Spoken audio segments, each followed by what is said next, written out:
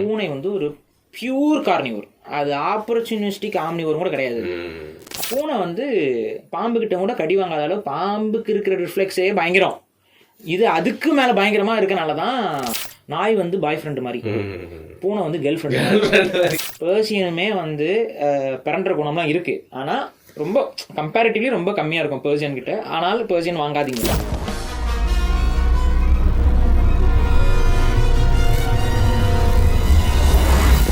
வருண் டாக்ஸ்ல திரும்பவும் வந்திருக்கிறது நம்ம கூட பேசுறதுக்காக என்னுடைய நண்பர் பாரிசாலன் அவர்கள். வணக்கம், வெல்கம். இன்னைக்கு வந்து என்னோட ஃபேவரட் டாபிக் பத்தி பேச வந்திருக்கோம். ஏன்னா இவன் வந்து பாத்தீங்கன்னா கடவுளோட படைப்புல வந்து ஹியூமன்ஸ்க்கு அப்புறம் ஜாமெட்ரிக்லாம் வந்து ஒரு மாஸ்டர் பீஸ் அப்படின்னு சொல்லிட்டு, இஃப் ஐ எம் ரைட், நம்மளோட இவருங்க பேர் என்னங்க, மோனலிசாவெல்லாம் வரைஞ்சாரு. ஐயோ பேர் டாவின்சி பா, எவ்வளோ பெரிய ஆளு பேரை மறந்துட்டேன். ஸோ அவரே வந்து சொல்லியிருக்கிற ஒரு அனிமல் பத்தி தான் நம்ம வந்து பேச போறோம். ஸோ என்னதான் இருந்தாலும் இந்த சயின்டிஃபிக் நேமோட ஆரம்பிச்சா நல்லா இருக்கும்னு நினைக்கிறேன். இவனோட சப் ஆர்டர் வந்து ஃபெலிஃபார்மியா, ஃபேமிலி வந்து ஃபெலிடே, சப் ஃபேமிலி வந்து ஃபெலினே. அப்புறம் நம்ம இன்னைக்கு இல்லைங்க, ஃபெலிஸ் கேக்டஸ்.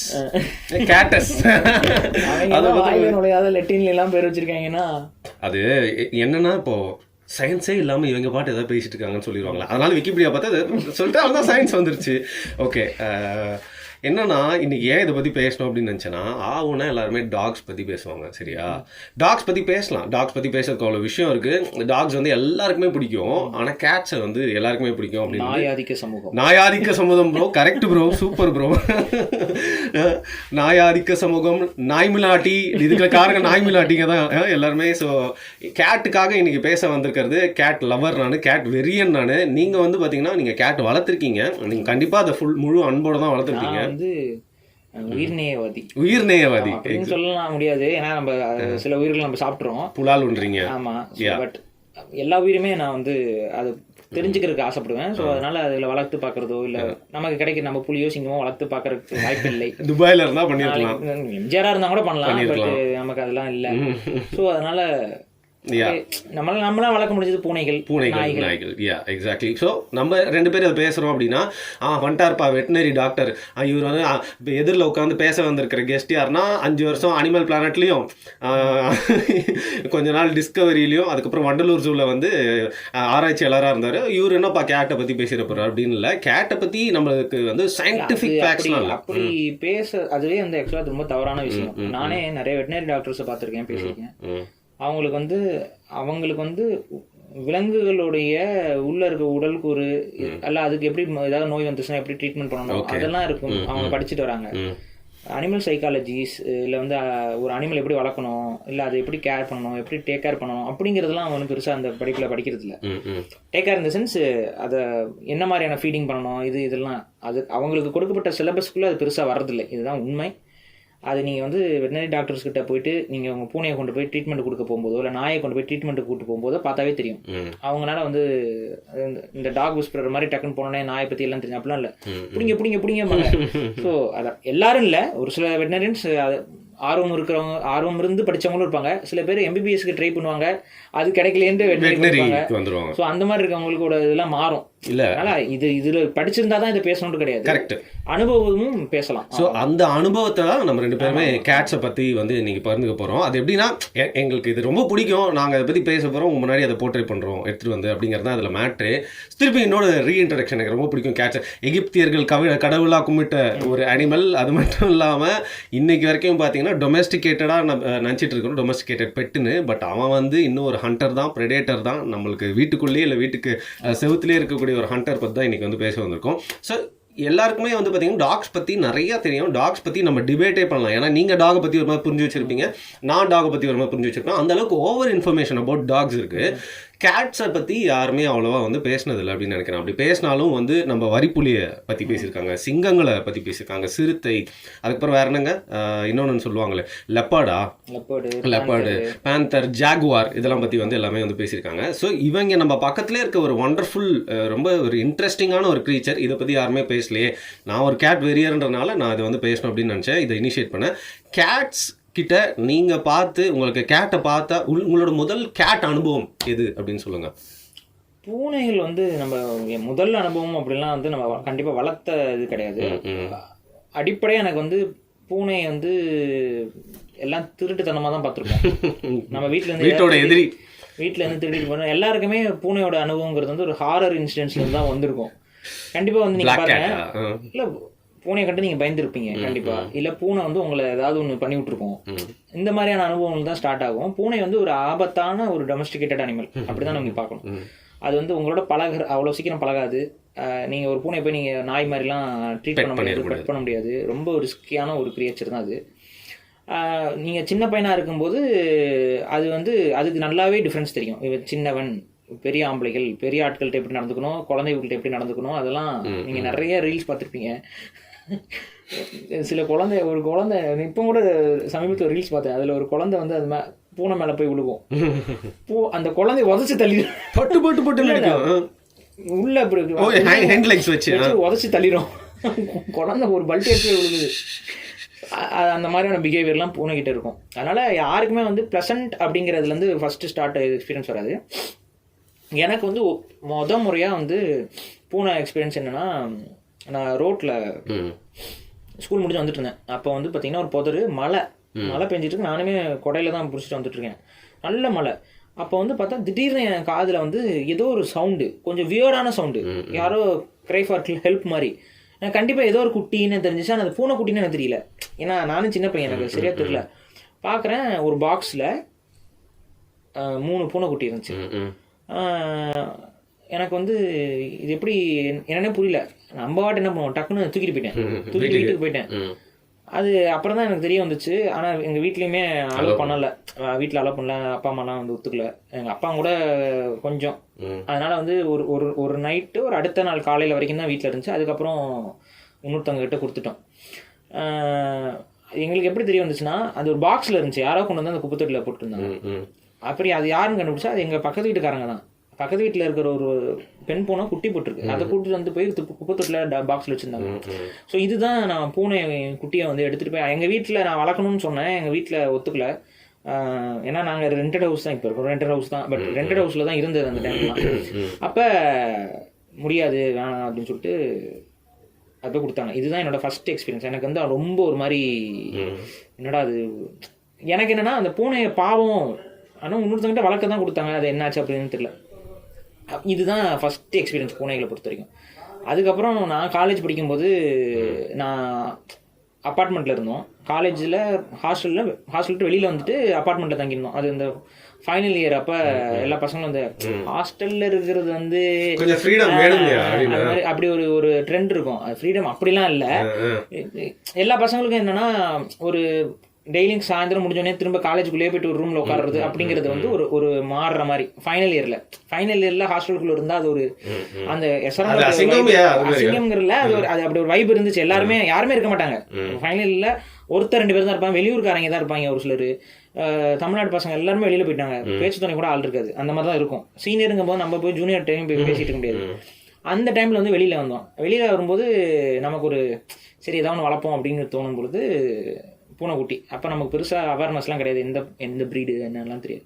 நானே சும்மா OLX, அப்போ வந்து OLXல அனிமல் மார்க்கெட் வந்து அளவுக்கு அதிகமாக இருந்த ஒரு காலம். அப்போ சும்மா தேடி பார்க்கும்போது பெர்சியன் கேட்டு குட்டி போனோம், அது பிடிச்சிருந்துச்சி, வாங்கிட்டு வந்துட்டோம், அவ்வளோதான். தாரா அதை வச்சுலாம் கண்டென்ட் போட்டாங்க. நான் நல்ல மாதிரி கண்டென்ட் போட்டேன் ப்ரோ. அது நீங்கள் யோசிச்சுக்கோங்க, கண்டென்ட் வச்சுதாங்க அவங்க கண்டென்ட்டாக போட்டாங்க.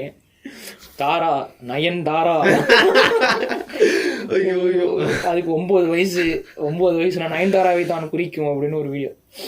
ஸோ அதான், ஸோ தாரான்ட்டு, அது தாரான்னு கூட நாங்கள் ஃபர்ஸ்ட் பேர் வைக்கல, அதுக்கு நான் ஃபர்ஸ்ட் மியான் தான் பேர் வச்சேன். இப்போ இங்கே மியா கலிஃபான் போயிடுவாங்க. அப்பெல்லாம் மியா கலிஃபான்னு யாருமே இல்லை. மியான்னு ஏன் பேர் வச்சோன்னா, பூனை வந்து மியாங்குதா, சரி அதுக்கு பேரே மியான்னு வைப்போம் அப்படின்னு சொல்லி மியாவுனே வச்சோம். அது மியாவுன்னு வைக்கிறது போல மியான்னு வச்சோம்.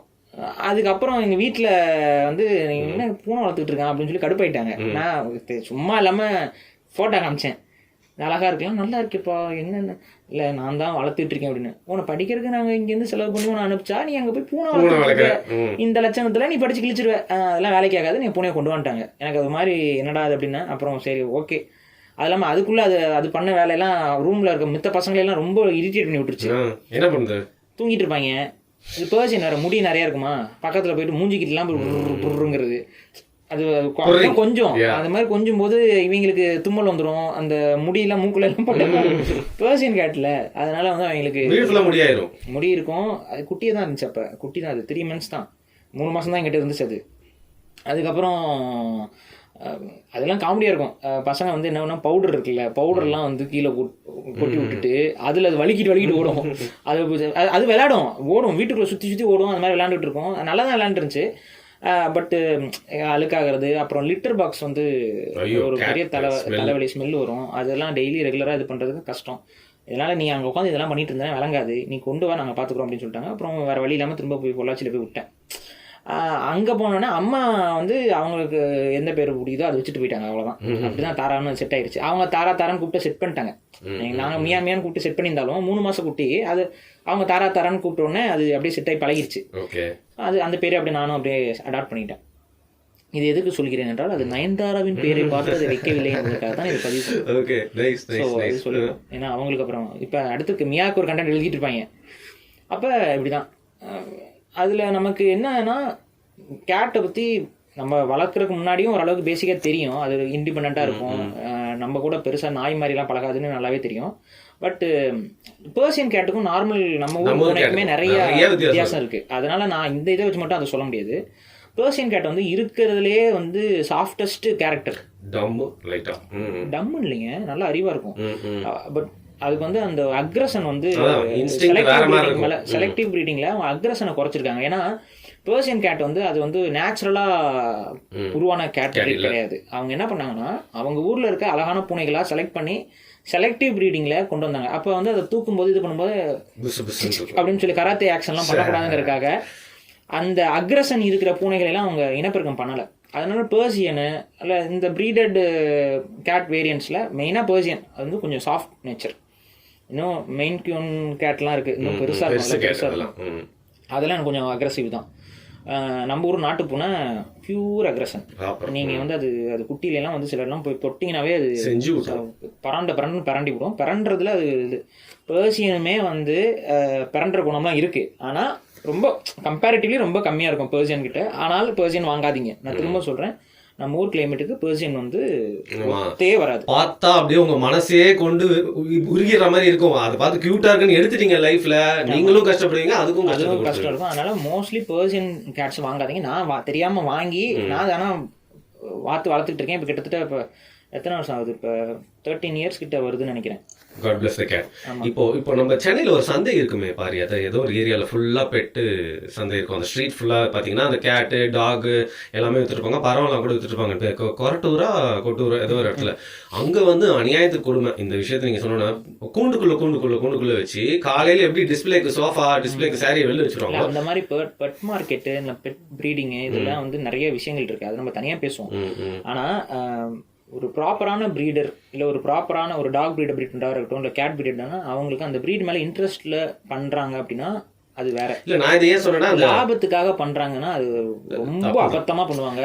லோ குவாலிட்டிஸ் எல்லாம் ப்ரொடியூஸ் பண்ணுவாங்க. இப்போ ஒரு நீங்கள் யாருமே மட்டன் வந்து ஒரு ஆட்டையோ ஒரு கோழியோ வந்து லோ குவாலிட்டியில் ப்ரொடியூஸ் பண்ணவே மாட்டாங்க. பட் பெட் மார்க்கெட்டில் இருக்க அனிமல்ஸ் எல்லாமே லோ குவாலிட்டியில் தான் இருக்கும்.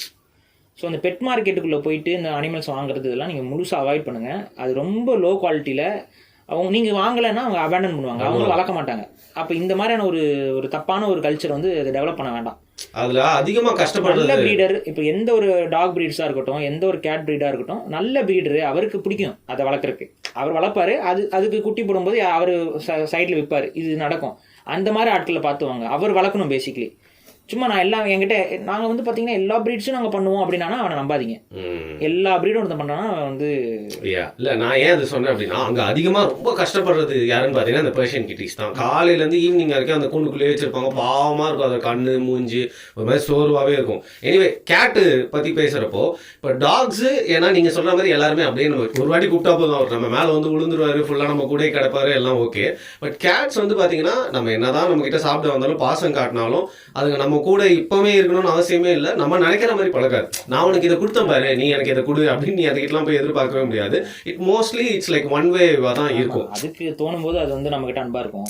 அதுக்கு தோணும் போது தான் நம்மக்கிட்ட அன்பாக இருக்காதுன்னு நான் சொல்ல வரல.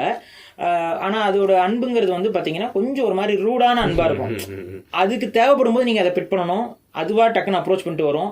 நீங்கள் போய் அப்ரோச் பண்ணும்போது அதுக்கு பிடிக்கலன்னா அது பிடிக்கலையாங்கிறத வெளிப்படுத்தும். நாய் அப்படி கிடையாது. நாய் வந்து நீங்கள் எப்போ போனீங்கனாலும் அவைலபிளாக இருக்கும். நாய் வந்து பாய் ஃப்ரெண்டு மாதிரி, பூனை வந்து கேர்ள் ஃப்ரெண்ட். இல்லை ஏன் இதை ஆரம்பிச்சோன்னா ஆரிஜின்ஸ் ஆஃப் இந்த டொமஸ்டிகேட் ஆகலை டெக்னிக்கலி, பட் நான் இங்கே வந்து எப்படி வந்ததுன்னு நம்ம வந்து பேசியிருக்கோம் இல்லையா? நீங்களும் உங்கள் காணொலியில் பேசியிருக்கீங்க, நம்மளும் பேசுகிறப்போ பேசியிருக்கோம். அவங்க வந்த கதை. ஆனால் இவங்க எப்படி வந்திருப்பாங்க அப்படின்னு நினச்சாலே வந்து டிஃப்ரெண்ட்டாக இருந்துச்சு. மேமல்ஸ் அப்படிங்கிறதுலையே வந்து கார்னிவோரஸ் ஃபேமிலியில் ரொம்ப ஏர்லியாக டெவலப் ஆன ஒரு ப்ரெடேட்டரி ஸ்பீசிஸ் வந்து இந்த ஃபீலைன், இந்த பூனை வகை கேட்ஸ் தான். ஸ்மைலடான்னு சொல்லுவாங்க. ஸ்மைலடான் அப்படின்னா நீங்கள் பல்லு பெருசாக இருக்கக்கூடிய இந்த சேபர் டூத் சொல்லுவாங்கல்ல, அந்த சேபர் டூத் கேட்ஸ் தான் நமக்கு இந்த எலும்பு எல்லாத்தையும் வச்சு ஆய்வு பண்ண பார்க்கும்போது இந்த பூனையில் ஒரு கொடூரமான ஒரு ஹண்டராக ஒரு பீக் ரொம்ப வருஷத்துக்கு சில ஆயிரம் இல்லை சில மில்லியன் ஆண்டுகளுக்கு வந்து உலகத்தை ஆட்சி செய்த ஒரு பெரிய பிரெடேட்டர் அப்படின்னா. ஆனா அவன் பல்லாலே அழிஞ்சு போயிட்டான்ல, அவன் பின்னால அப்படிதான் வந்து சொல்லுவாங்க பெருசா. அதோட தேவை இல்லாம போச்சு அந்த சேபர் டூத். இல்லைங்க, சேபர் டூத் கேட்ஸ் அழிஞ்சதுக்கு மெயினா வந்து ஐசேஜ் தான். ஐசேஜ் அண்ட் ஐசேஜோட முடிவு, அதோடைய சிச்சுவேஷன்ஸ் மாறுற காரணங்களால அழியுது. அதோட பிசிக்கல் ஃபியூச்சர்ல வந்து அந்த டீத் வந்து அதுக்கு தேவைதான். அது ஏன்னா அதோட ப்ரே அதை பிடிக்கிறதுக்கு இது எல்லாத்துக்குமே அந்த டீத் வந்து பயன்படுத்தப்பட்டிருக்கு. அதோட ப்ரேல மிக முக்கியமான ப்ரேவா நம்மளும் இருந்திருக்கோம் ஒரு காலத்துல. நம்மளை வந்து இது பண்ணி, ஏன்னா அது வந்து சிங்கத்தை விட ரொம்ப பெருசா இருக்கும். ஒரு சிங்கத்தை விட ஒரு டபுள் த சைஸ், எக்ஸாக்டா டபுள் இல்லை, சிங்கத்தை விட ஒரு முக்காவாசி இன்னும் பெருசா இருக்குன்னு வைங்களேன். அந்த மாதிரி நல்ல பெரிய சைஸ்ல ஒரு 10 மடங்கு 15 மடங்கு பெருசாக இருக்கக்கூடிய ஒரு சைஸில் ரொம்ப ஸ்பீடாக ரொம்ப பவர்ஃபுல்லாக பயங்கர ஸ்ட்ராங்காக இருக்க ஒரு அனிமல் தான் அது. அப்போ அது இல்லாமல் அது பேக் ஹண்டரும் தனியாக, அது புலி மாதிரி வந்து தனியாக இருக்கக்கூடிய உயிரினம் கிடையாது. ஒரு பேக்காக ஒரு 3-4 பேக் அப்படிங்கிற மாதிரி சுற்றிக்கிட்டு இருக்க ஒரு கிரியேச்சர். அப்படிங்கும்போது அது ரொம்ப ஒரு பவர்ஃபுல்லான ஒரு அனிமலாக இருந்திருக்கு. அதோடைய டிசெண்டன்ஸ் தான் நீங்கள் பார்க்கக்கூடிய சிங்கம், புலிகள், இதெல்லாமே அதோட அடுத்த கட்ட ரெவல்யூஷன்ல அப்படியே படிப்படியாக. இது படிச்சிருக்கீங்களா தெரியல பாரி, நம்ம எல்லாருமே பெருசுல இருந்து குட்டி வந்துச்சுன்னு நினைப்போம். ஒரு ஆராய்ச்சியில என்ன சொல்றாங்க அப்படின்னா, நம்ம பார்த்துட்டு இருக்கோம்ல குட்டீஸ், இந்த கேட்ஸோட சந்ததிகள் தான் நம்ம பார்த்துட்டு இருக்க பெரிய கேட்ஸ். அதுக்கு ரீசன் இருக்கு. அதாவது என்னன்னா, இந்த டைம் லைன் ஒன்று இருக்கு. நம்ம அப்படியே ஜிக்ஸாக்கா போகக்கூடாது. நீங்க வந்து நான் சொன்னல, டைனோசர்கள் வாழ்ந்த காலகட்டத்திலிருந்தே மேமல்ஸ் பாலூட்டிகளும் இருக்கிறாங்க. இவங்க டைனோசர்ஸ் இதில் இன்னொன்று என்னென்னா, சில இஸ்லாமிய சகோதரர்கள், சில கிறிஸ்துவ சகோதரர்கள் பரிணாம வளர்ச்சியவே வந்து கிடையாது, அப்படி ஒன்று இல்லவே இல்லை அப்படின்னு சொல்லி நிறைய பேர் வாதங்கள் பேசிகிட்டு இருக்காங்க. ஆனால் அது இன்னும் அதை பற்றி முழுமையாக தெரிந்து கொள்ளும்போது உங்களுடைய கருத்துக்கள் மாறணும். நான் அப்படி தெரிஞ்சுக்கிட்டு தான் நான் என்னோட புரிதல்ல இருக்கேன். அதனால வந்து பரிணாம வளர்ச்சி முற்றிலுமா வந்து பரிணாம வளர்ச்சியை நீங்க முற்றிலும் நம்புறது, முற்றிலும் மறுக்கிறதுங்கிறதெல்லாம் விவாதம் கிடையாது. பரிணாம வளர்ச்சி இருக்கா இருக்கு. அது கண்ணு முன்னாடி நடந்துகிட்டு தான் இருக்குது, நடக்க போகுது, நடந்திருக்கு. ஸோ இவ்வளவுதான் விஷயம். ஏன்னா நீங்க திமிங்கலம் இருக்கு. இப்போ திமிங்கலம் வந்து எப்படி கடலுக்குள்ள போச்சுன்னு நீங்க கேள்வி கேட்டீங்கன்னா, அதுக்கு பரிணாமத்தை தானே நீங்க சொல்லி ஆகணும். ஏன்னா வெளியில ஒரு நாய் மாதிரி சுத்திக்கிட்டு இருந்த ஒரு உயிரினம் கடலுக்குள்ள எப்படா போய் திமிங்கலமா மாறிச்சு அப்படிங்கிறதுக்கு பரிணாமம் தான் தீர்வு. So it's not the opposite. தண்ணியில இருந்து இங்க வரல, இங்க இருந்தா அங்க போய் போயிடுச்சு. நான் சொல்றேன், டைம் லைன் ரொம்ப முக்கியங்க. உயிர்கள் ஒரு காலத்துல தண்ணியில இருந்து வெளியில வந்துச்சு. அதெல்லாம் வந்து பாத்தீங்கன்னா ஜுராசிக் பீரியடுக்குலாம் ரொம்ப முன்னாடி, டைனோசருக்குலாம் முன்னாடி. அது என்னென்னமோ பீரியட்ஸ்னு சொல்லுவாங்க. அது போயிட்டு அதுக்கப்புறம் வந்து வெளியில இருந்து ஒரு பாலூட்டிகள் எல்லாமே கடலுக்குள்ள எந்த பாலூட்டியும் உருவாகல, நிலங்கள்ல தான் பாலூட்டிகள் உருவாக்குறாங்க. இந்த பாலூட்டில ஒரு நாய் மாதிரி இருந்த ஒரு உயிரினம் வந்து கடலுக்குள்ள ஆப்பர்ச்சுனிட்டி மீனை சாப்பிட்டு ஆரம்பிச்சு, நீங்க கண்ணு முன்னாடி ஒரு எடுத்துக்காட்டு இருக்குது. இப்ப கடல்ல இருக்கக்கூடிய கடல் சிங்கம் என்றோ கடல் நாய் என்று அறியப்படக்கூடிய சீல்ஸ் இருக்குல்ல, இந்த சீல்ஸ் என்ன, அது பாலூட்டி. அது வெளியில இருக்கிற ஒரு உயிரினம். வெளியிலயும் இருக்கு, உள்ளேயும் இருக்கு, வெளியிலயும் இருக்கு, உள்ளேயும் இருக்கு. இப்ப இன்னும் பல ஆண்டுகளுக்கு வந்து பரிணாமம் அப்படியே போய்கிட்டே இருக்குன்னா, அது வெளியில இருக்கிறத விட உள்ள இருக்கிறதோட தேவை அதிகரிக்கும். அப்ப இது என்ன ஆகும்னு பாத்தீங்கன்னா, உள்ளேயே அதுக்கான பாதுகாப்பு சூழல்லாம் அமையும் போது அதிகமா வெளியில வர வேண்டிய அவசியம் இல்லை. அப்போதான் அதோட பரிணாமத்தில் மாற்றம் ஏற்பட்டு அப்படியே படிப்படியாக மாறும். அப்படி மாறிய ஒரு உயிரினம் தான் டால்ஃபின். அப்படி மாறிய ஒரு உயிரினம் தான் கடல் பசுன்னு சொல்லக்கூடிய அந்த ஆர்க், அந்த இது. அப்புறம் வந்து இந்த கில்லர் வேலுன்னு சொல்லக்கூடியது, வால்ரஸ்ன்னு சொல்றது, அப்புறம் திமிங்கலம். இவைகள் எல்லாமே பாலூட்டிகள். இவைகள் எல்லாமே ஒரு காலத்தில் வெளியில இருந்த உயிரினங்கள். வெளியில மேய்ஞ்சிக்கிட்டோ இல்லை வேட்டையாடிக்கிட்டோ இருந்த ஒரு உயிரினம் கடலுக்குள்ளே போய் கொஞ்சம் கொஞ்சமா மாறி இருக்கு. இதுதான் பரிணாமம் நமக்கு சொல்லக்கூடிய. காக்கா வந்து டைனோசர்ல இருந்து வந்துச்சு. அது இன்னும் அதோட எலும்புகள்ல பின்னங்கால்கள்லாம் இருக்கு. அதுக்கு இன்னுமே உள்ள இருக்குது பின்னங்கால். டால்ஃபினுக்கு இருக்குது. டால்ஃபினோட கரு இருக்குல்ல, அது வந்து நாய்க்குட்டி மாதிரி இருக்கும். டால்ஃபினோட கரு நாய் மாதிரி தான் இருக்கும். அது வளர தான் டால்ஃபினா மாறுது. ஸோ இதெல்லாம் நீங்கள் ஆய்வு பண்ணி பார்த்தா தெரியும். ஜெனட்டிக்கலாகவும் இப்போல்லாம் வந்து டிஎன்ஏ சாம்பிளிங்ஸ் மூலமாக உறுதியாக்க, நான் தான் சொல்கிறேன், எவல்யூஷன் வந்து அறிவியல் ரீதியாக உறுதியாக்கப்பட்ட ஒரு விஷயம். அது இது எதுக்கு சொன்னால், இப்போ இந்த எவல்யூஷன் வச்சு சொல்லும் போது அப்புறம் அது அப்படி சொல்லுவாங்க, அதுக்காக சொல்கிறேன். அப்போ இந்த பூனைகள்ங்கிறது நீங்கள் சொன்னீங்க பார்த்தீங்களா, சின்னதுலேருந்து தான் பெருசு வந்துச்சு. அதுக்கு மெயின் பேசிக் ரீசன் என்ன அப்படின்னா, இந்த டைம்ல நீங்கள் முன்னாடி போகிறீங்க. அந்த முன்னாடிக்கு நீங்கள் போனீங்க அப்படின்னா பாலூட்டிகள் எல்லாமே சின்னதாக தான் இருந்தது. ஏன்னா டைனோசர்ஸ் வந்து பார்த்தீங்கன்னா, இன்னைக்கு டைனோசர் யாருன்னா பறவைகள் தான். இன்றைய டைனோசர்ஸ் பறவைகள் தான். எல்லாமே டைனோசர்லேருந்து வந்த உயிரினங்கள் தான். இந்த டைனோசர்கள் எல்லாம் ஒரு காலத்தில் டாமினன்ஸாக பெரிய பெரிய உயிரினங்களாக இருந்த காலகட்டத்தில் பாலூட்டிகளால் இதோட கம்பீட் பண்ணிலாம் வாழ முடியல, பயந்து தான் வாழ்ந்துகிட்டு இருந்துச்சு. அதனால அந்த மரங்களில் வாழக்கூடிய அணில் சைஸ்லையோ இல்லை இரவு நேரங்களில் இருக்கக்கூடிய லெமூர் மாதிரியான உயிரினங்கள் தான் அந்த காலகட்டத்தில் இருந்துச்சு. அதுலேயே நிறைய உயிரினங்கள் இருக்குது, அப்படி தான் இருந்தது.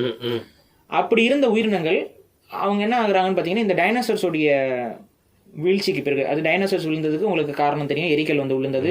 அதன் மூலியமாக உலகத்தில் பெரிய மாற்றம் ஏற்பட்டது, புகை மூட்டம் சூழ்ந்தது. அதனால பெரிய பெரிய உயிரினங்கள்லாம் கொஞ்சம் கொஞ்சமாக உணவு தட்டுப்பாடின் காரணமாக, கிளைமேட்டிக் சேஞ்சஸின் காரணமாக கொஞ்சம் கொஞ்சமாக அழிய தொடங்குது. அந்த அழிவின் போது தப்பி பிழைத்த உயிரினங்களாக சின்ன சின்ன டைனோசர்ஸ் உயிர் வாழ்ந்தாங்க.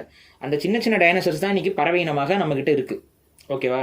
அதே போல அன்னைக்கு தப்பி பிழைத்த சின்ன சின்ன பாலூட்டிகள் இருக்குல்ல, அந்த பாலூட்டிகளுக்கு இந்த இடத்துல ஒரு ஆப்பர்ச்சுனிட்டி உருவாகுது இவங்களோட கம்பீட் பண்ற அளவுக்கு. அப்ப பரிணாம வளர்ச்சியில இவைகள் வந்து கொஞ்சம் கொஞ்சமா டாமினேட் எடுத்து பெருக்க ஆரம்பிக்குது.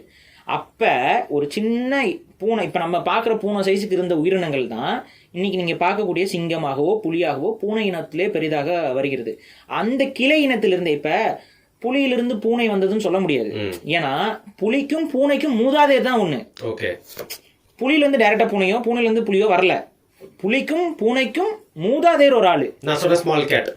அந்த சைஸ்ல இருந்த ஒரு பூனை மாதிரியான உயிரினம், அது பூனைன்னா சொல்ல முடியாது, அது ஒரு மாதிரியான உயிரினம். அந்த உயிரினத்திலிருந்து இரண்டு பிரிவுகள். அப்ப நீங்க நாய் பூனைக்குமே ஒரு காமன் ஆன்செஸ்டர் இருக்காங்க, அப்படி இப்படியே தான் போகும். அப்ப இப்ப நம்ம எல்லா உயிர்களுக்கும், எல்லா பாலூட்டிகளுக்கும் காமன் ஆன்செஸ்டர் இருக்கு. நம்ம மனித இனங்களுக்கு, குரங்கினங்களுக்கு காமன் ஆன்செஸ்டர் இருக்கு. இந்த மாதிரி இப்படியே போயிடும் பின்னாடி போக போக. அதெல்லாம் போக போக ஒரு சில உயிரில போய் தான் முடியும். அவ பேசிக்கா ஒரு உயிர் உருவாகுது, அதுல இருந்தா பரிணாமம் வளருதுங்கிறது அர்த்தம். ஸோ இப்படிதான் நீங்க அதை புரிஞ்சுக்கணும். அப்ப பூனையோடைய அந்த காமன் ஆன்செஸ்டருங்கிறது ஒரு காலத்துல அது சின்னதா இருந்திருக்கலாம், ஆனா அதோட ஒரு கிளை விளைவு பெரிய பூனைகள் என்றும் சிறிய பூனைகள் என்றும் எப்போவோ பிரிஞ்சிருச்சு, பிரிஞ்சிருச்சு. அப்ப அந்த பிரிவுல அப்புறம் நிறைய கிளை இனங்கள், சின்ன சின்ன இனங்கள். இன்னைக்குமே வந்து பாத்தீங்கன்னா பெரிய பூனை சிறிய பூனைன்னு ரெண்டா மேஜர் டிவிஷன் பண்றாங்க. இந்த சிறிய பூனையிலேயே நீங்க பாத்தீங்கன்னா சில பெரிய சைஸ் பூனைகள் இருக்கு. எடுத்துக்காட்டுக்கு லினெக்ஸ்னு சொல்லி ஒரு பூனை இருக்கு, பாப் கேட். அதுக்கப்புறம் ஹிமாலயன் கேட்னு ஒன்னு இருக்கும். ஆமா, ஹிமாலயன் கேட் கொஞ்சம் சின்னதுதான். இந்த பாப் கேட்டு, நீங்க நம்ம லினக்ஸ் இதெல்லாம் கொஞ்சம் நல்லா பெருசாவே இருக்கும், நல்லா ஒரு குட்டி சைஸ் நாய் மாதிரி இருக்கும் பெருசா. அப்ப இந்த மாதிரியான உயிரினங்கள்லாம் உருவாகுது. இது வகையெல்லாம் காட்டு வகை பூனைகள். நம்ம ஊர்ல காட்டு பூனை ஒன்று இருக்கு, நம்ம ஊர்லயே நிறைய வெரைட்டில இருக்கு. அந்த பக்கம் பாத்தீங்கன்னா பெங்கால் பக்கம்லாம் வந்து பாத்தீங்கன்னா லெப்போர்ட் மாதிரியான ஒரு பூனை இருக்கும். பேர்லாம் நிறைய மறந்துருச்சு, பட் இந்த பூனைகள்லாம் இருக்கு. இது அதே போல நீங்க வந்து உலகம் முழுக்க போனீங்கன்னாலும் அந்தந்த சீதோஷ்ண நிலைக்கு தகுந்த மாதிரியான சின்ன சின்ன காட்டு பூனைகள் இருக்கு. அதுகள்ல இருந்து அந்தந்த பகுதிகளில் இருந்த மக்கள் அவங்களுக்கு அடாப்ட் ஆகக்கூடிய அந்த காட்டு பூனையிலிருந்து ஒரு நாட்டு பூனை வகையும் அங்க இருக்கும். ஸோ இப்படி தான் வந்து கேட் பிரீட்ஸ் வந்து டிஃப்ரெண்டான கேட் பிரீட்ஸ். நம்ம எங்க கூடாரத்தை போட்டுருக்கோமோ அவங்க எல்லாம் இந்தியாவுக்குள்ள இருக்க எந்த கேட் பிரீடுமே வந்து முடி அதிகமா இருக்காது. இந்தியாவுக்குள்ள உருவான எந்த ஒரு பூனைக்குமே முடி அதிகமா இருக்காது. ஆனா இந்த ரஷ்யா, பெர்சியா இந்த மாதிரியான பகுதிகளில் நிறைய பேர் பாலைவன பகுதியில் எப்படிங்க முடி நீளமா வந்து சின்னலாம் கேட்குறாங்க. ரீசன் என்னன்னா, பாலைவன பகுதியில் பூனைகள் வந்து நாக்டர்னல் கிரியேச்சர்ஸா இருக்கும். அதாவது இரவு நேரத்துல மட்டுமே வெளியில வரக்கூடியதா இருக்கும். ஆனா இரவு நேரத்துல பாலைவனம் எவ்வளவு குளிர் தெரியுமா, பயங்கரமா குளிரும். அப்ப அந்த குளிரை தாங்கக்கூடிய தன்மையில இருக்கனால இரவு நேரத்துல மட்டும் வெளியில வரக்கூடிய பூனைகளுக்கு அங்க முடி இருக்கும். அதனாலதான் இந்த பெர்சியன் பூனை, இந்த பூனைகளுக்குலாம் அங்க முடி இருக்கிறதுக்கான அடிப்படை காரணம். ஸோ இப்படி தான் பூனை இனங்கள் வந்து இன்னைக்கு பார்க்குற நம்ம நிறைய டிஃப்ரெண்ட் ப்ரீட்ஸ் இருக்கு. இந்த பூனைகளுக்குமே தனியாக ஷோஸ் நடத்துகிற, எப்படி கேசிஐங்கிற மாதிரிலாம் இங்கே இருக்குல்ல, அதே மாதிரி பூனைகளுக்குமே சில கிளப்ஸ்லாம் இருக்கு, அங்கே ப்ரீட்ஸ்லாம் மெயின்டைன் பண்ணுவாங்க. இந்தியாவில் வந்து ரொம்ப ஃபேமஸாக போயிட்டு இருக்கிறது வந்து பார்த்தீங்கன்னா ஹிமாலயன் கேட்டு. அதெல்லாம் ரொம்ப நல்லா எல்லாரும் விரும்பி வாங்கிட்டு இது பண்ணுறாங்க. பெங்கால் கேட்டுன்னு ஒன்று இருக்கு.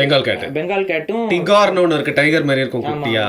ஸோ இந்த பூனை அதெல்லாம் வளர்க்க முடியாது, அதுக்கு அது பெர்மிஷன், வைல்டு அனிமல் இது டிகார், அதெல்லாம் வளர்க்க விற்கிறாங்க ப்ரோ, அதெல்லாம் தெரியல அது எப்படின்ட்டு. பட் இது பெங்கால் கேட் நிறைய பேர் வாங்குறாங்க. பேட்டர்ன் புலி மாதிரி இருக்கும் அது. ஏன்னா அது பெங்கால், அது ஒரிஜினல் ஃபாரஸ்ட்ல இருக்கக்கூடிய பெங்கால் கேட்டுக்கும் நேட்டிவ் கேட்டுக்கும் விட்டு இது பண்ணி எடுத்தது. அது ஒரு தனி பிரீட் மாதிரின்னு வைங்களேன். அப்போ இந்த மாதிரி வளர்க்குற பூனைகளில் பிரீட்ஸ் இந்தியாவுக்குள்ளேயும் இருக்குது, இந்தியன் பிரீட்ஸும் இருக்குது, அது போக வெளிநாட்டு பிரீட்ஸ். பேசிக்கலி நீங்கள் நான் வீட்டுக்குள்ளே வளர்க்க போகிறேன் அப்படின்னு நான் ப்ரீட்ஸாக எனக்கு வேணும் அப்படின்னு முடிவு பண்ணீங்க அப்படின்னா இந்த மாதிரியான இந்தியன் கேட் பிரீட்ஸுக்குள்ளே போய்க்கலாம். பெஸ்ட் ஆப்ஷன் வந்து கேட்ஸை பொறுத்த வரைக்கும் எனக்கு தெரிஞ்சு நல்லா உங்களுக்கு பிடிச்ச மாதிரியான குட்டிகளை வந்து நீங்கள் அடாப்ட் பண்ணிக்கலாம். அடாப்ட் பண்ணிட்டோன்னே இப்போ நாய்க்கும் பூனைக்கும் ஒரு வேறு வழி இல்லை, நாயை கம்பேர் பண்ணி தான் பேசணும். ஏன்னா நிறைய பேருக்கு நாய் பற்றி தான் புரிதல் இருக்குது. இப்போ நம்ம அடாப்ட் பண்ணிட்டோம் ஒரு கிட்டன், அது குட்டியாக இருக்கும்போது நம்மளை நம்பி தான் இருக்கும், ஃபுல்லாக ரொம்ப அழகாக இருக்கும். அது யாருமே இல்லைனாலும் தனியாக விளையாடிட்டு இருக்கோம், இல்லை நம்ம கையை வேறு பூனையாக நினச்சி விளையாடும், ஒரு நூல் குட்டிங்கன்னா விளையாடும், இல்லை 2 கிட்டன்ஸாக இருந்தால் உங்களை மதிக்கவே மதிக்காது, அவங்க 2 பேர் சண்டை போட்டே இருப்பாங்க. அந்த குழந்தைங்களை அப்பா அம்மா வளர்த்து கொஞ்சம் கொஞ்சமாக அவங்க தூரம் போவாங்க தெரியுமா, அந்த வேலைக்குப்பாங்க, என்னோட ஸ்பேஸ் வேணும். அது வந்து ப்ராப்பராக வந்து நாய்களுக்கு சூட் ஆகாது. இது பார்த்துருக்கீங்களா நீங்கள்? அந்த ஸ்டேஜ் ஒரு மாற்றம் இருக்கும் அவங்களுக்கு. இருக்கும்போது ரொம்ப நம்ம கூட அதிகமாக விளையாண்டுட்டு இருக்கோம். ஒரு அளவுக்கு மெச்சூரிட்டி வந்ததுக்கப்புறம் இந்த விளையாடுறது குறைஞ்சிரும். ஆனாலும் விளையாடாமல் இருக்காது. நீங்கள் இப்போ கூட என்னோட தாரா கிட்டலாம் போயிட்டு நீங்கள் போயிட்டு ஏதாவது ஒரு பேக் ஏதோ ஓப்பன் பண்ணால் ஓடி வந்து உள்ள உட்காந்துக்கும். அதுக்கு என்னன்னு தெரியல, சின்ன கபோர்டு ஓப்பன் பண்ணாலும் உள்ள போய் உட்காந்துக்கும். அட்டைப்பெட்டி யூஸ்தனமாக அது மாதிரி பண்ணுவோம். சில டைம்ஸ் நாங்களே தேடுவோம், எங்கே போச்சுன்னு. அது சவுண்டும் கொடுக்காது, உள்ளே உட்காந்துருக்கும். கதை தந்த பார்த்து அப்படியே பார்க்கும், எப்படி அலையூட்டம் பார்த்தியா அப்படின்னு சொல்லி. அது பூனைகளோட நேச்சர். இந்த பிளேஃபுல்னஸ் வந்து பூனைகளுக்கு லைஃப் லாங் இருக்கும். ஆனால் அந்த மெச்சூரிட்டி வந்து கொஞ்சம் அந்த குட்டி ஸ்டேஜ்லேருந்து மாறிடுச்சுனாவே அந்த மெச்சூரிட்டி வந்துடும் கண்டிப்பாக. பூனை வளர்ப்பில் மிக முக்கியமான சில அடிப்படை புரிஞ்சுக்கணும். பூனை வந்து நீங்கள் வீட்டுக்குள்ளே கண்ட்ரோல் பண்ண முடியாது. அப்படி கண்ட்ரோல் பண்ணுறது ஆக்சுவலாக நல்லது ஒரு விதத்தில். எந்த விதத்தில் நல்லது அப்படின்னு பார்த்தீங்கன்னா, பூனை வந்து என்றைக்குமே தன்னுடைய வேட்டையாடக்கூடிய திறனை வந்து விடாது. இதனால என்ன ஆகுதுன்னா, அதிகமாக பூனைகள் இருக்கக்கூடிய இடங்கள்ல சுற்றி இருக்க வைல்ட் லைஃபே வந்து அழிஞ்சிடும். அதாவது ரேட்டையும் எக்ஸஸாக கொள்றதே தப்புன்றீங்களா நீங்கள்? ஐ மீன் அது இல்லைங்க, ரேட்டை மட்டும் அது கொள்ளாது, சின்ன சின்ன குருவிகளை கொள்ளும். பல்லியை கொள்ளும், ஓனா, இந்த ஓனா, உடக்கான், பல்லி, அதுக்கப்புறம் வந்து சின்ன சின்ன குருவி வகைகள். இது எல்லாமே வந்து ஈகோசிஸ்டமில் இருக்க வேண்டிய விஷயங்கள். நீங்கள் பறவைகள் எல்லாம் வந்து அழகாக டெய்லியுமே பிடிச்சிட்டு வரும் பறவைகள். இப்போ ஒன்ஸ் நீங்கள் பறவைகளை வந்து பூனை நைட்டு பிடிக்க பழகிருச்சு அப்படின்னா நைட்டு ஈஸியாக பறவைகளை பிடிச்சிடும். ஏன்னா பறவைகள் இருட்டில் பறக்காது, அப்படியே உட்காந்துட்டு இருக்கும். இது வாட்டி பக்கத்தில் போய் அழகாக பிடிச்சிட்டு வந்துடும். அது ஃப்ரெஷ் கறி. ஆமாம். ஸோ அந்த மாதிரி ஒரு இஷ்யூ இருக்கனால பூனைகளை வந்து நீங்கள் ஃப்ரீலான்ஸாக வெளியே விடுறீங்க. அப்படியே விட்டீங்க அப்படின்னா உங்களை சுற்றி இருக்கக்கூடிய இயற்கையை வந்து பெரிய அளவுக்கு பாதிப்புக்குள்ளாகும். அது எப்போ அதிகமாக பாதிப்புக்குள்ளாகும் அப்படின்னா, தயிர் சாதத்தில் பூனையை வளர்த்தா இந்த இது நடக்கும். ஏன்னா பூனை வந்து ஒரு பியூர் கார்னிவோர். அது ஆப்பர்ச்சுனிஸ்டிக் ஆம்னிவோர் கூட கிடையாது.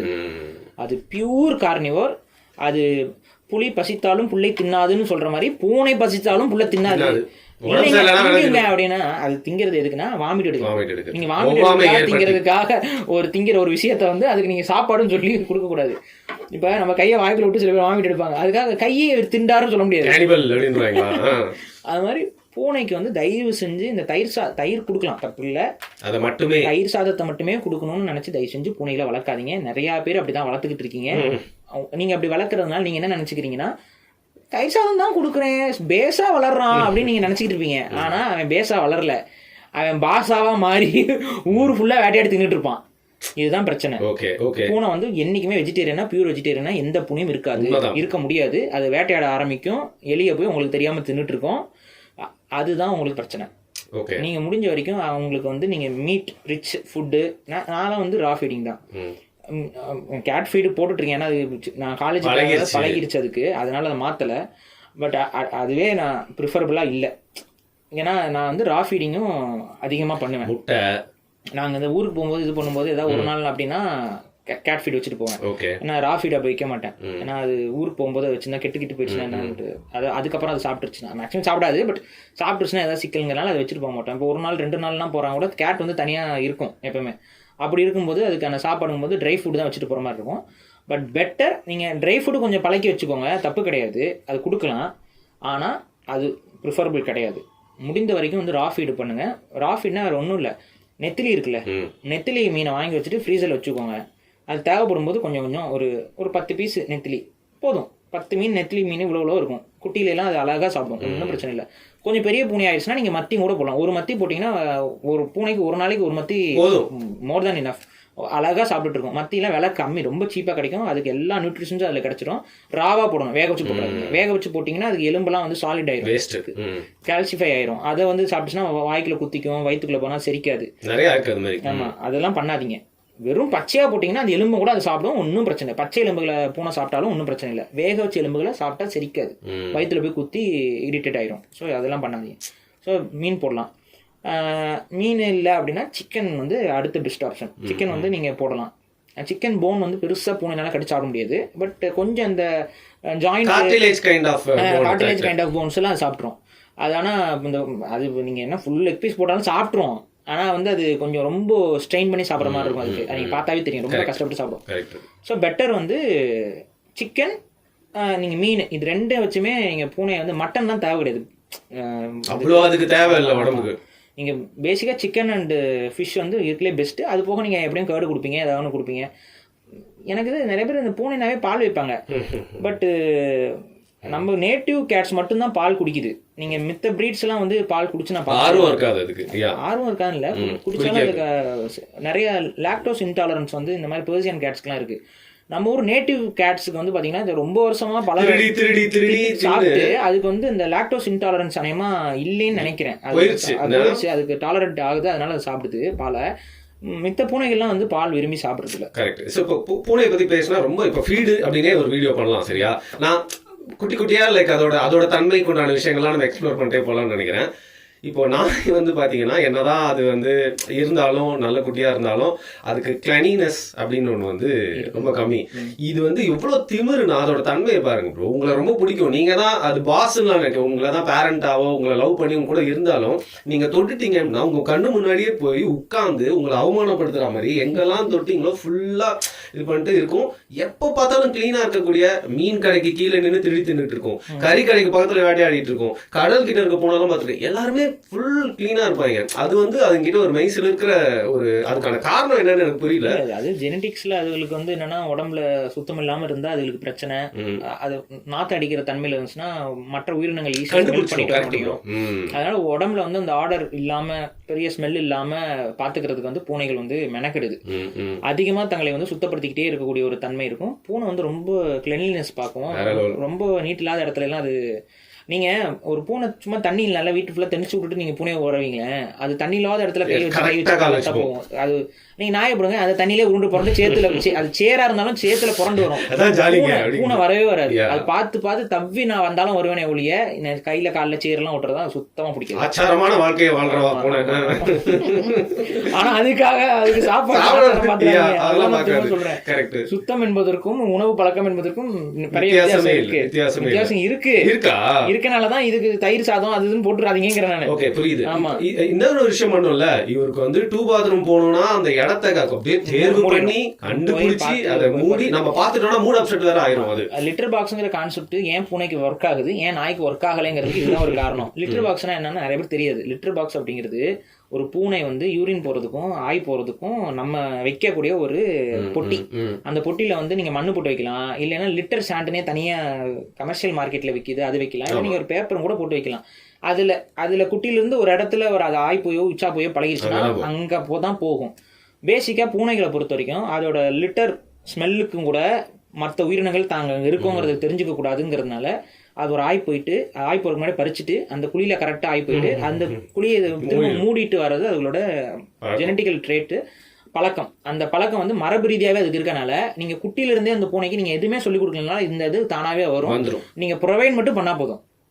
அதுக்கே வந்து வெளியில போய் ஆய் போறது, அந்த ஓப்பன் ஸ்பேஸ்ல ஆய் போறது, மூடி வைக்க முடியாத மாதிரி ஆய் போறதுலாம் வந்து பிடிக்காது. ஸோ அதனால ஆட்டோமேட்டிக்கா கத்துக்கும். நீங்க அதை கத்து கொடுக்கலாம், ஆட்டோமேட்டிக்கா அது வெளியில போய் போக ஆரம்பிச்சிடும். நீங்க அதை கத்து கொடுக்காம விட்டுட்டு இருந்தீங்கன்னா மேபி குட்டில வந்து உங்க வீட்டுல ஒரு டைம் 2 டைம் ஆய் போயிடலாம்.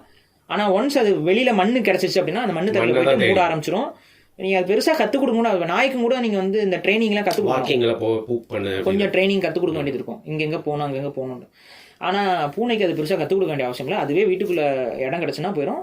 இல்லை அப்படிங்கிற பட்சத்தில் லிட்டர் பாக்ஸை வச்சு நீங்கள் தூக்கி வச்சிங்கனாவே போதுங்க. சாப்பிட்டு முடிச்சுன்னா தூக்கி வச்சிங்கன்னா போயிடும். அதுவும் அப்படியே போய் பழகிடும். ஓகே. குட்டியா இருக்கும்போதே. அதுக்கப்புறம் அது லிட்டர் பாக்ஸ் ஒன்ஸ் ஒரு கொஞ்சம் ஏஜ்லயே, நான் சொல்றது வித்தின் டேஸ்லயே வந்து அது லிட்டர் பாக்ஸ் பழகிடும். நாத்தம் டாக் ஷீட் ஒரு நாத்தம் தான். ஆனா பூனை மட்டும் ஒன் பாத்ரூம் போச்சுன்னா அந்த நாத்தம் போவே போகாது. யூரியா அது அதிகமா இருக்கும், அதனால வந்து ஸ்மெல் அதிகமா இருக்கும். அதனாலதான் பூனை அதிகமா தண்ணி குடிக்காது. தண்ணி குடிக்காது, நாய் மாதிரி தண்ணி அதிகமா குடிக்காது. அதனாலதான் அதுக்கு அதோட ஸ்மெல் வந்து ரொம்ப ஸ்ட்ராங்கா இருக்கு. இல்லை இன்னொன்று என்ன அப்படின்னு பார்த்தீங்கன்னா, இங்கே நம்ம ஃபீடு பண்ணுறதே ரொம்ப தப்புங்க. பூனைக்கெலாம் வந்து நம்ம அதிகமாக வந்து ஃபைபர் கண்டென்ட்டுக்கெலாம் கொடுக்கக்கூடாது. அதில் இன்னொன்று என்னென்னு பார்த்தீங்கன்னா, நீங்கள் பியூர் ராலாம் போட்டிங்கன்னா அந்த ஸ்மெல்லாம் அடிக்காது. ஓகே. நானே டிஃப்ரென்ஸ் பார்த்துருக்கேன். பியூர் ரா மட்டுமே சாப்பிட்டு வர பூனையோட பூப்பெல்லாம் அந்தளவுக்கு ஸ்மெல்லாம் அடிக்கிறதில்ல. நீங்கள் வந்து இந்த மாதிரி கமர்ஷியல் பேக்கடு ஃபுட்டு, இந்த பூனைக்குன்னு தனியாக விற்கிற ஃபுட்டு அது மாதிரியோ, இந்த கிபிள்ஸோ இல்லை வேற ஏதாவது நீங்கள் வீட்டில் செஞ்சு கொடுக்குறது இந்த மாதிரி கொடுத்தீங்கன்னா பூனையோட ஷிட் வந்து பயங்கரமான ஆகும். ஆனால் நீங்கள் மெயின் ஃபேக்டர் நீங்கள் அது உங்களுக்கு ஈஸியாக டிஃப்ரென்ஸ் பண்ணி பார்க்கலாம். ஒரு 2 நாள் கண்டினியூவாக பியூர் ரா ஃபீடிங் மட்டும் பண்ணுங்களேன், பூனையோட ஷிஃப்ட் நாராது. ஓகே. நம்ம டைகர் இருக்குல்ல, டைகரை பற்றி நம்ம எல்லா விதத்துலையும் புகழ்ந்து பேசுகிறோம். டைகர் நம்மளுக்கு ரொம்ப க்ளோஸான ஒரு அனிமல். ஆனால் காட்டில் வந்து ஒரு கொடூரமான துர்நாற்றம் அடிச்சதுன்னா டே உஷாராயிருங்கடா அப்படின்னு வாங்கலாம். ஏன்னா ஒரு பிக் கேட் வந்து பக்கத்தில் இருக்குது அப்படின்னு வந்து சொல்லுவாங்க. ஸோ எல்லா கேட்டுக்கும் அது வந்து ஒத்து வரும் போல இருக்கு.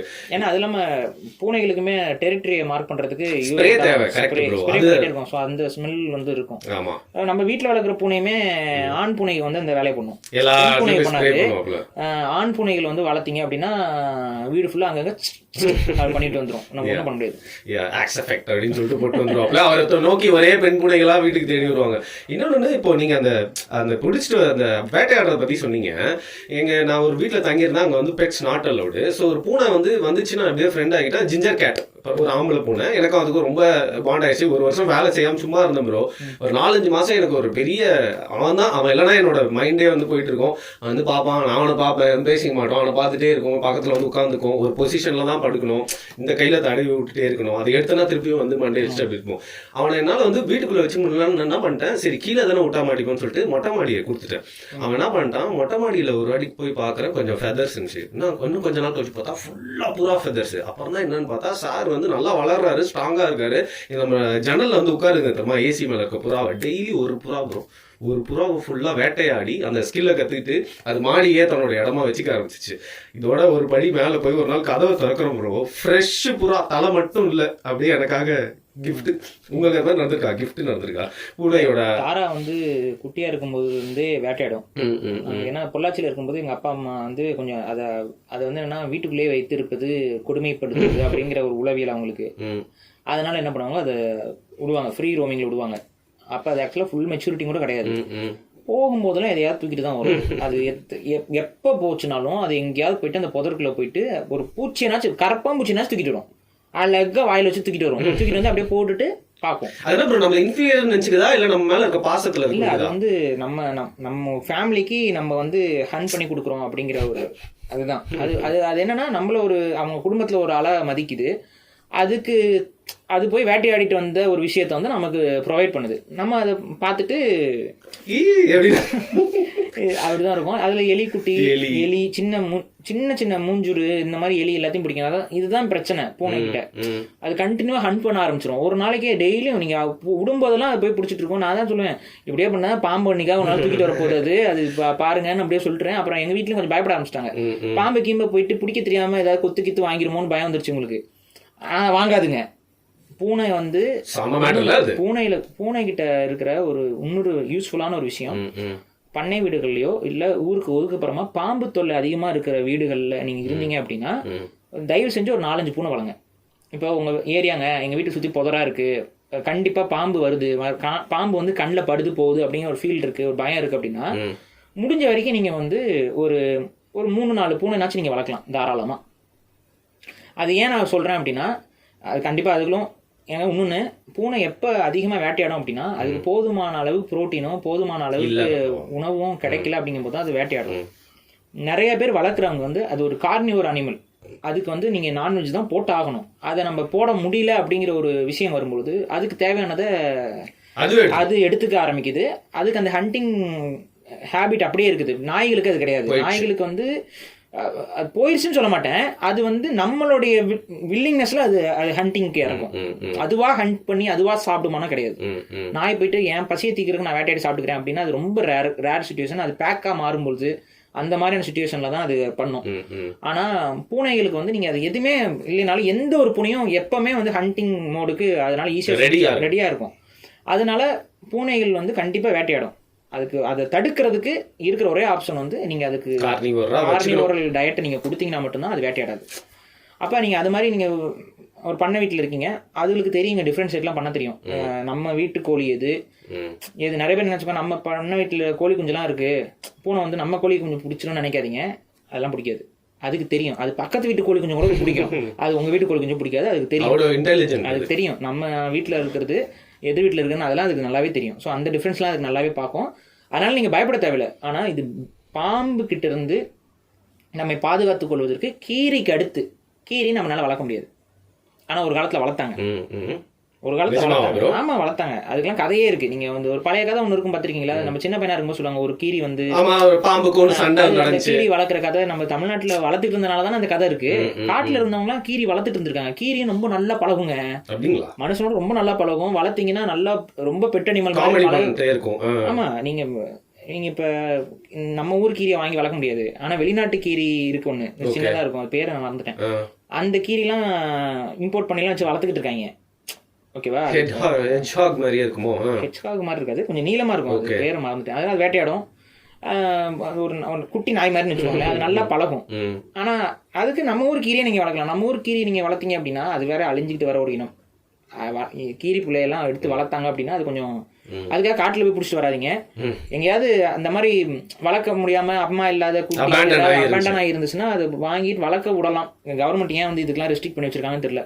பச்சை கிளி வளர்க்கறதுலாம் ரெஸ்ட்ரிக்ஷன் போட்டு இப்போ கிளிஜோசியக்காரங்க எல்லாம் தூக்கிட்டு போறாங்க, என்னன்னு தெரியல. அந்த பக்கம் போய் பார்த்தா நம்ம அம்பானிகளும் அதானிகளும் பெரிய ஜூ வச்சு வளர்க்குறாங்க. இல்ல என்னன்னா நீங்க சொல்லிங்க அந்த மாதிரி பாம்பு மேட்டர் அதான் சொல்றேன். அப்ப அந்த கீரி வந்து ரொம்ப நல்ல ஒரு ஹண்டர் பாம்புக்கு. ஏன்னா பாம்போடைய விஷத்துக்குடான இம்யூன் வந்து கீரி டெவலப் பண்ணி வச்சிருக்கு. அதனால கொத்துனா கூட பெருசா பாதிப்பு இல்லை. அதுவும் இல்லாம கீரிக்கு வந்து இந்த ரிஃப்ளெக்ஸ் வந்து ரொம்ப நல்லா இருக்கும். இதுக்கு ஈக்குவலா இருக்க ஒரு அனிமல் அப்படின்னு பாத்தீங்கன்னா பூனை. கீரிக்கு மேபி கீரியை விட கொஞ்சம் அந்த ஸ்கில் கம்மியா இருக்கலாம், பட் கேட் தான் அடுத்த பெஸ்ட் ஆப்ஷன். உங்களுக்கு அந்த வீடியோ நீங்க நிறைய பாத்துருக்கீங்க. அப்படியே குத்த வர்றதுக்குள்ள இவன் 2 அடி போட்டுருவாங்க, போட்டுட்டு தலையிலே தான் அடிக்கும்.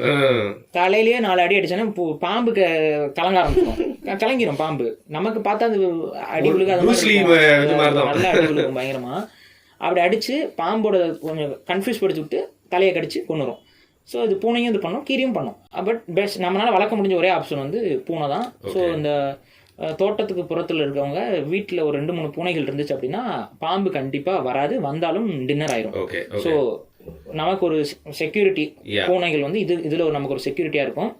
அந்த காலத்தில் பூனைகளை அதிகமாக உலக மக்கள் வளர்த்ததுக்கு அடிப்படை காரணம் பாம்பு தொல்லை தான். நிறைய பேர் வந்து அரிசி தானியத்தை பாதுகாத்து எலி அதுலாம் சொல்லிருப்பாங்க. பேசிக்காக வந்து என்னன்னா பாம்புக்கும் இந்த எலிகளை கண்ட்ரோலில் வைக்கிறதுக்கும் தான் பூனைகளை அதிகமாக வளர்த்தாங்க. அந்த காலத்தில் வளர்த்தவங்க வந்து கோழியோ இதையோ வந்து கறியாக வாங்கிட்டு வந்து போட்டாங்களா அப்படின்னா அது ஒரு கேள்விக்குறி தான். அவங்க வந்து தே அலோட். ஏன்னா அன்னைக்கு வந்து எலியும் அந்த பூனை வந்து அதிகமாக திங்கக்கூடிய உணவு வந்து எலி, வேற ஏதாவது உயிரினங்கள் வந்துச்சு. அன்னைக்கு வந்து வைல்ட் லைஃப்லாம் வந்து ரொம்ப அதிகமாக இருந்துச்சு. ஸோ இந்த பூனைகள் வந்து ஹண்ட் பண்ணி பெருசாக இல்லை. ஆனால் இன்னைக்கு வைல்ட் லைஃப் வந்து நம்ம அழிச்சு விட்டோம் பாதிக்கு மேலே. இப்போ இருக்கிற கொஞ்சம் நஞ்சம் அந்த அரிய வகை பறவைகள், சிட்டுக்குருவிகள், இவங்கள்லாம் இன்னும் இனப்பெருக்கம்லாம் ஒழுங்காக பண்ண முடியல. டவர்ஸ் அதிகமாக வந்தனால ரேடியேஷன் இந்த மாதிரி சிக்கல்லையும் இனப்பெருக்கம் தடையாது. இந்த நேரத்தில் பூனைகள் வந்து வெளியில் இருக்கும் பொழுது இந்த இஷ்யூலாம் இருக்குது. அதில் இன்னொன்று என்னென்னா பூனைகள் வந்து அதிகமாக வெளியில் சுற்றும் போது செத்து போயிடும் சீக்கிரம். சண்டை நடக்கும், பூனைகளுக்குள்ளே சண்டை நடக்கும். அதில் ஒன்றுக்கு ஒன்று சண்டை போட்டு ஓடும்போது கிடும்போது தூக்கிட்டு போயிடுறாங்க பாரு. ஆமாம், பிரியாணிக்கு மட்டன் பீஸ்லாம் விலை அதிகமானனால பூனை பீஸ்லாம் நிறைய வருதுன்னு கேள்விப்படுறோம். அது எப்படி அவங்க டிஃப்ரென்ஷியேட் பண்ணாமல் திங்கிறாங்கன்னு எனக்கும் புரியல. பூனைக்கறி வேற மாதிரி இருக்கும், மட்டன் வேற மாதிரி தான் இருக்க போகுது. அப்புறம் அதான் இல்லை, மட்டனுக்கும் பூனைக்கறிக்கும் எப்படி வித்தியாசம் தெரியாமல் யார் சமைக்கிறா யார் திங்கிறான்னு எனக்கு தெரியல. ஆனால் பூனை வந்து கறிக்கு சாப்பிட்ற ஒரு சில சமூகங்கள் இருக்காங்க. வேட்டையாடி சாப்பிட்றாங்க. எனக்கு தெரிஞ்சு அவங்க தான் வேட்டையாடிட்டு போறாங்களே ஒழிய இந்த பிரியாணி கடைக்கு போகுது, இங்கே பிரியாணி சப்ளைக்காக எடுத்துகிட்டு போகிறாங்கங்கிறது எனக்கு தெரிஞ்சு ஒரு மாதிரி ரொம்ப ஒரு மாதிரி ஒரு அந்த ரோட்டு பிரியாணி கடைகள் மேலே இருக்க ஒரு வன்மத்தில் இருக்கலாம். நான் அதுக்கு ரீசன் சொல்கிறேங்க. நீங்கள் மட்டனோட டெக்ஸ்சரு, மட்டனோட டேஸ்ட் உங்களுக்கு தெரியாதா? நீங்கள் இது எப்படி சமைச்சாலும் எங்கள் மாட்டுக்கறிக்கும் மட்டனுக்கும் எவ்வளோ டிஃப்ரென்ஸ் இருக்குது. அதை பார்க்க மட்டன் ரெகுலராக சாப்பிட்ற எல்லாருக்குமே இது மட்டன் கிடையாதுன்னு தெரிஞ்சிடும். அது எப்படி வந்து பூனைக்கறி வந்து சாப்பிட முடியும்? உற்சாக பானம் கடை எங்கே இருக்கோ அதுக்கு பக்கத்துலேயே போட்டால் அவங்க சில பேருக்கு தெரியாது. போதையில் மேபி சாப்பிட்டு இருக்கலாம். ஆனால் எனக்கு தெரிஞ்சு வந்து அதுக்கு மட்டனே விலை கம்மியாக கிடைக்கும். பூனை இப்போ பிடிச்சிட்டு வந்து இது பண்ணுறதுக்கு அதுக்கான எஃபர்ட்டுக்கு விட மட்டனே விலை கம்மியாக தான் கிடைக்கும். சரி, ஒரு பூனை கிலோ எவ்வளோ இருக்கும்? எத்தனை கிலோ இருக்கும் பூனை? கம்மி தாங்க. கிட்ட மிஞ்சி மிஞ்சி போனால் 3/4 கிலோவுக்கு கம்மியாக தானுங்க இருக்கும். 1 கிலோ கூட உரிச்சிட்டிங்கனாலும் அந்த எலும்பு கிளம்புலாம் உரிச்சிட்டிங்கனாலும் இருக்காது. இல்லை, அது பூனை ரொம்ப பிடிக்கும். இல்லை, நான் சொல்கிறேன். அப்போ அது ரொம்ப ஒரு மாதிரி எனக்கு தெரிஞ்சு ரொம்ப ஃபார் ஃபெச்டாக சில விஷயங்கள் வந்து இணையதளங்களில் பேசுகிறாங்க பிரியாணி கடையில். அது என்னன்னா, இந்த லோக்கல் பிரியாணி கடைகளை வந்து ஒரு மாதிரி தப்பாக காட்டுற மாதிரி, டவுன்கிரேட் பண்ணுறதுக்காக காட்டுற மாதிரி தான் எனக்கு ஃபீல் ஆகுது. நான் அதுதான் சொல்கிறேன். அதனால் பூனைகளை வந்து சாப்பிடுவர்கள் இருக்கிறார்கள். அவங்க வேற, அவங்க வந்து அவங்களுடைய சாப்பாட்டுக்காக எடுத்துகிட்டு போகிறாங்க. அவங்க கண்டிப்பாக ஊருக்குள்ள வரும்போது பூனைகளை வந்து பிடிச்சிட்டு போகிறது நடக்குது. பூனைகள் காணாமல் போகுது. இது ஒரு ரீசன். அதனால் பூனைகளை மேக்ஸிமம். இன்னொன்று, சிலர் வந்து இந்த பூனைக்கிட்ட ஒரு வளர்க்குறவங்க கிட்ட நான் பார்த்த ஒரு நாய் வளர்க்குறவங்ககிட்ட அந்த ஒரு பிரச்சனை இருக்குது. அளவுக்கு அதிகமாக வளர்க்குறது. நாயை வந்து 4-5 பூனைகளுடன் வாழும் பெண் அப்படின்னு பார்த்தா 2 பூனை 3 பூனை வரைக்கும் ஓகே. சரி, 4 பூனைங்கிறது கூட ஓகே. சிலர் போய் வீட்டிலலாம் 20 பூனை 25 பூனைலாம் வளர்ப்பாங்க. அதெல்லாம் பண்ணக்கூடாது. அதே போல் நாய் ஓகே அடாப்ட் பண்ணி அதை வந்து செக்யூர் பண்ணி வளர்க்குறதுங்கிறது வேறு. நீங்கள் முடிஞ்ச வரைக்கும் அதை வந்து அடுத்தவங்களுக்கு கொடுத்துடணும், ஸ்ப்ரெட் பண்ணணும். அது பண்ண முடியலன்னா முடியாது தான். ஒரு ஆளாகவே உலகத்தை தூக்கி தான் சுமப்பேன்னா முடிக்க முடியாது. ஹாஸ்பிட்டலுக்கு போய் கட் பண்ணணும். ஏன்னா இது மாதிரி பண்ணிட்டு நிறைய பேர் சஃபர் ஆகிறாங்க. எனக்கு அது பிடிக்கல. ஏன்னா உங்களால் எதுவுமே பண்ண முடியாமல் போயிடும். அப்புறம் இது மட்டும் தான் வாழ்க்கைன்னு நீங்கள் அது என்ன சொல்கிறேன், நீங்கள் ஒரு 4 நாய் பெருசாக யாரும் நாட்டு நாய்கள் நீங்கள் எடுத்து வளர்க்குறீங்க, ஒரு அபாண்டன் ஆன நாட்டு நாய்கள் எடுத்து வளர்க்குறீங்க, 4 நாய்க்கு கொடுங்க. 4 நாய்க்கு உங்களால் அடுத்து மிச்சம் இன்னும் 4 நாய் இருக்கா, உங்களை மாதிரி இன்னொருத்தரை உருவாக்குங்க, அவர்கிட்ட கொடுங்க. அவருக்கு புரிதல் ஏற்படுத்தி அவருக்கு அந்த அவேர்னஸ் ஸ்ப்ரெட் பண்ணி அவங்களுக்கு கொடுங்க. நான் 4 நாய் வளர்க்குறேன், இன்னொரு 4 நாய் இருக்குது, நானே தான் அதையும் வளர்ப்பேன், இன்னொரு 4-5 நாய் இருக்குது, அதையும் நானே தான் வளர்ப்பேன். ஒரு வீட்டுக்குள்ளே 160 நாயின்னு இருந்துச்சுன்னா கம்ப்ளைண்ட் பண்ணுறானுங்க. போலீஸ்லாம் வந்து பார்த்திங்கன்னா அவங்க மேலாம் ரொம்ப ஹெவியான சார்ஜஸ் போடுறாங்க. அதுவும் ஒரிஜினல் சார்ஜஸ் இல்லை. இவங்க எங்களை நாய் விட்டு கடிக்க விட்டாங்க, எங்களை வந்து அப்யூஸ் பண்ணாங்க, கெட்ட வார்த்தை திட்டாங்க. ரீசெண்டாக சென்னையில் தான் ஒருத்தவங்களை அரெஸ்ட் பண்ணுறாங்க. இதெல்லாம் வந்து நடக்காமல் இருக்கணும்னா நம்மளும் கொஞ்சம் ரியலிஸ்டிக்கான சிச்சுவேஷன் என்னங்கிறத நம்ம உணர்ந்துக்கிட்டு நம்ம செயல்பட்டோம்னா கரெக்டாக இருக்கும். சில பேர் வீட்டில் நிறைய ஆயிரும் பூனை. நான் என்ன சொல்கிறேன், நிறைய பேர் நானே பார்த்துருக்கேன் வீட்டுக்குள்ள வந்து, அதுவும் பெண்களுக்கும் பூனைக்கும் என்ன சம்மந்தம்னு எனக்கு புரியல. அது கேட் உமன்னே சொல்லுவாங்கல்ல, அது ரீசன் கேட் லேடி. ஏன்னா கொஞ்சம் ஏஜ் மெச்சூர்டான இருக்கவங்க தான். இல்ல பிரதர், இவங்க குட்டி போட ஆரம்பிச்சாங்கன்னு வெச்சுக்கோங்க, வதவதம் தான் போடலாம். அதுக்கான ரீசன் என்னன்னா, இயற்கையில ஒரு பூனைக்குட்டி சாவதற்கான வாய்ப்புகள் நிறைய இருக்கு. அந்த வாய்ப்புகளை நீங்க டொமஸ்டிகேஷன்ல குறைக்கிறீங்க. வீட்டுக்குள்ள வச்சிருக்கனால அந்த பூனைகளை சாவறதுக்கான ரேட்ல இருந்து குறைக்கிறீங்க. அப்ப இனப்பெருக்கம் அதிகமாக தான் ஆகும். அப்ப நீங்க கொஞ்சம் நியூட்ரல் பண்ணி தானே வைக்கணும். முடிந்த வரைக்கும் சரி ஓகே இந்த பூனை இதெல்லாம் போதும், உங்களுக்கு குட்டி வேணும்னு ஆசைப்பட்டீங்கன்னா கூட அதுக்குன்னு செலக்ட் பண்ணி ஒரு ப்ரீடிங் பேர் வச்சுக்கிட்டு கூட நீங்க மித்ததை நியூட்ரல் பண்ணலாம். நீங்கள் வாட்டு எல்லாத்தையும் வச்சுக்கிட்டு எல்லா பூனையும் ஒன்றா வச்சுக்கிட்டு இது பண்ணும்போது என்ன ஆகுதுன்னா, பாப்புலேஷன் ஓவராக இன்க்ரீஸ் ஆகிட்டே போகுது. அது ஒரே இடத்துல. இன்னொன்று, பூனை வளர்க்குறவங்க யாரும் உங்கள் வீட்டுக்குள்ளேயே 4 சவுத்துக்குள்ளே வளர்க்க முடியாது. கண்டிப்பாக நீங்கள் விடுறீங்க. அது வெளியில் போகும்போது இந்த மாதிரி ஒரு 20 பூனை 30 பூனைங்கும் போது அது வைல்ட் லைஃப்லாம் அழிச்சு தம்சம் பண்ணிடுங்க. மற்றவங்களுக்கும் பிரச்சனை ஆயிடுது. அணில், நீங்கள் பூனையோட லிஸ்ட்டில், வேட்டையாடுற லிஸ்ட்டில் எல்லா உயிரும் எல்லாமே இருக்கும். கொஞ்சம் பெருசாக இருந்தால் நம்மளே அடிச்சிடுவோம் அந்த மாதிரி தான். அதான் அது என்னன்னா, பூனையோட பெருசாக இருக்க சின்னதாக இருக்கிற எல்லா உயிரினத்தையுமே அது வேட்டையாடுற தன்மை கொண்டது. ஸோ அதனால கொஞ்சம் நாய்க்குட்டியும் கூட, நாய்க்கு குட்டியாக இருக்கும்போது கொன்றும் பூனை. அதனால கொஞ்சம் கேர்ஃபுல்லாக தான் இருக்கணும். இன்னும் ஒரு 2 டேலண்ட்ஸ் பற்றி கேட்குறேன், உங்களோட ஒப்பீனியன் என்னன்னு சொல்லுங்கள். ஒன்று அதோட தைரியம். அதோட தைரியம் எல்லாமே என்ன சொல்லுவாங்க, பூனை மாதிரி பயந்து ஒளிராம் சொல்லுவாங்க. பட் கார்னர்டு கேட் அப்படின்னு ஒன்று இருக்கு. அவனை கார்னர் பண்ணிட்டான் அப்படின்னா அது எவ்வளோ பெரிய நாயா இருந்தாலும் சரி, அதால சண்டை போட்டு ஜெயிக்க முடியலனாலும் பரவாயில்ல. பட் அந்த அடிச்சு அவனை ஓட விட்டு கொஞ்சம் சீறி அது பண்ணு தெரியுமா, அது முடிஞ்ச அளவுக்கு அது எல்லா மிருகத்துக்கிட்டையும் அது அப்படிதான் இருக்கும். அதோட தைரியம் இல்லையா, அந்த புலியோட அதே தைரியம் தான். புலியை வந்து விரட்டிட்டு போறது இல்லை, புலியை விரட்டிட்டு போனா தானே அது பயந்து நம்ம டைனோசரா தான் இருந்தாலும் நமக்கு தெரிஞ்சிருக்கும் புலி எப்படி பயந்து ஓடி இருக்கும்னு. எந்த ஒரு உயிரினமாக இருந்தாலும் நீங்கள் கார்னர் பண்ணும் பொழுது அது சீரும் தான். நிறைய பேர் பூனையை கார்னர் பண்ணியிருக்காங்க. அதனால அது சீர்றது நிறைய பேருக்கு தெரிஞ்சிருக்கு. அவ்வளவுதான். எலியும் கூட கார்னர் பண்ணீங்கன்னா சீரும். எனக்கு நடந்திருக்கு. பெருசா கார்னர் பண்ணல, அது பாட்டு ஓடுதுங்க. நட்ட ராத்திரி வெளிச்சத்துல அது பாட்டு ஓடுது. ஓடி அது ஒரு மூலையில போயிருச்சு. மூலையில போனோடனே என்ன பண்றேன்னு தெரியல. நான் அது என்ன நோக்கி பாஞ்சு வருது. மாட்டிக்கிட்டாடா ஒரு அடிமை. எலிக்கடிக்கு என்ன பண்றது அப்படின்னு யோசிச்சுட்டு. But I think cats are a bit brave bro. அது சர்வைவலா இருக்கு. அப்புறம் ஃபைட் பண்ணி தான் ஆகணும். நாயோட அதிகமா அந்த சண்டைகள் நடக்கும். நாய்க்கு விரட்டிட்டு போய் கார்னர் பண்ணும். அதுக்கு ஒரு லெவலுக்கு மேல பயந்து ஓடும். ஒரு மாதிரி கார்னர் ஆயிடுச்சுன்னா திரும்பி நின்று சண்டை போட்டாதான் தப்பிக்க முடியும்னு சொல்லிட்டு அதுக்கு சண்டையும் போடும். இல்லை இன்னொரு சில கேசஸ்ல வந்து பார்த்தீங்கன்னா ஒரு வீடியோ இருக்கும். நீங்கள் ஃபேமஸான வீடியோ தான் அது. குழந்தை, அந்த குழந்தைய வந்து பிட்புல் வந்து அட்டாக் பண்ணுறதுக்கு வரும். இது உள்ள பூந்து கராத்தே கிக்லாம் அடிச்சு விரட்டி விடுறோம். ஸோ அது அந்த ப்ரொடெக்டிவ் இன்ஸ்டிங்க்ட் பூனைகளுக்கு வந்து வெளிப்படுறதெல்லாம் வந்து ரொம்ப ரேர் தான். ஏன்னா பூனை வந்து பெருசாக கண்டுக்காத ஒரு கேரக்டரு. ஆனால் ஒரு சில பூனைகள், அதான் நான் சொல்கிறேன், எப்பயுமே வந்து விதி அப்படின்னு எழுதும்போது விதி விலக்குகளும் எப்பவுமே இருக்கு. அதன் அடிப்படையில் வந்து விதி விலக்குகளாக சில பூனைகளும் அதோட பிஹேவியர்ஸ் இருக்கு. சில இதெல்லாம் ரொம்ப பாசமா இருக்கும். சிலது வந்து இப்போ தாராலாம் வந்து பாத்தீங்கன்னா, நீங்க சொல்றீங்களா இந்த பூனை வந்து பிறன்றது, இது வரைக்கும் யாரும் எங்க வீட்டுல யாருமே பிறன்னது இல்லை. அது குட்டியா இருக்கும்போது கூட என்ன பிறண்டி இருக்கு. ஆனா கொஞ்சம் மெச்சூர் ஆனதுக்கு அப்புறம் அந்த பிறன்ற குணமே போயிடுச்சு சுத்தமா. எப்பயாவது வந்து இந்த வீட்டுல இந்த பெட்ல ஏதாவது நடக்கும்போது நகை மாட்டிக்கும். அப்ப அது எடுக்கும்போது மட்டும் வாயான்னு திறக்கும். ஆனா அது ஒன்றும் அந்த மிரட்டுற மாதிரி திறக்காது. ஒரு மாதிரி அந்த ஹிஸ் சவுண்டே ரொம்ப மைன்யூட்டா கொடுக்கும். ஆனா எதுவும் பண்ணாது. பட் அதை எடுத்து விட்டுலாம். அதனால கொஞ்சம் ஒவ்வொரு இண்டிவிஜுவல் கேட்ஸுக்குமே அந்த தனிப்பட்ட கேரக்டர் இருக்கு. பட் பேசிக்கா நீங்க பூனைன்னு பார்த்தா கொஞ்சம் ரக்கடு தான், நிறைய ரக்கடா தான் இருக்கும்.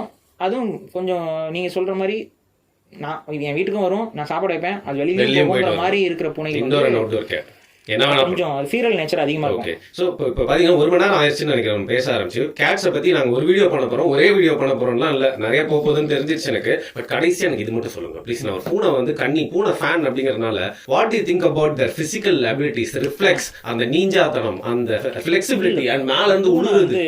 அது வந்து இந்த பாலூட்டி இனங்கள்லேயே வேட்டையாடுறதுக்குன்னு எவால்வ் ஆகி வந்துருக்கு.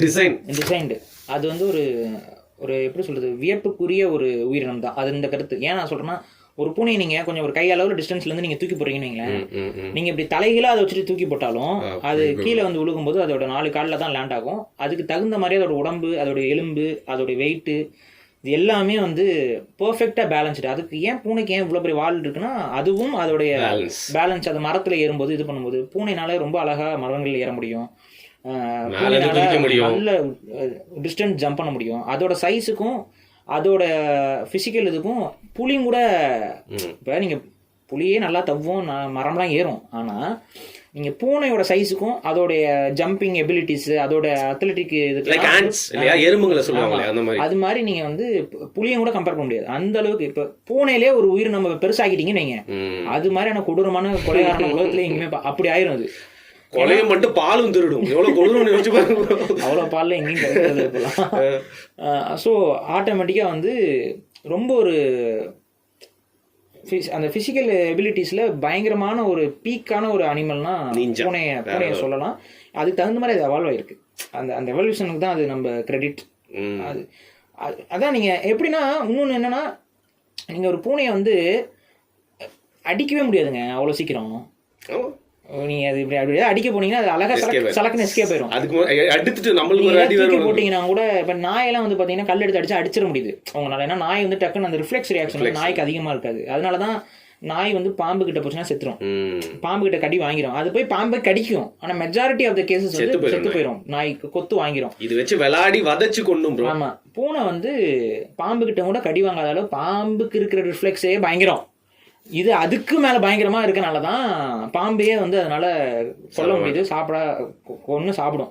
ஸோ புரிந்து கொள்ளுங்கள், பூனை என்பது மனிதனுக்கு தேவையான ஒரு உயிரினங்கள் ஒன்று.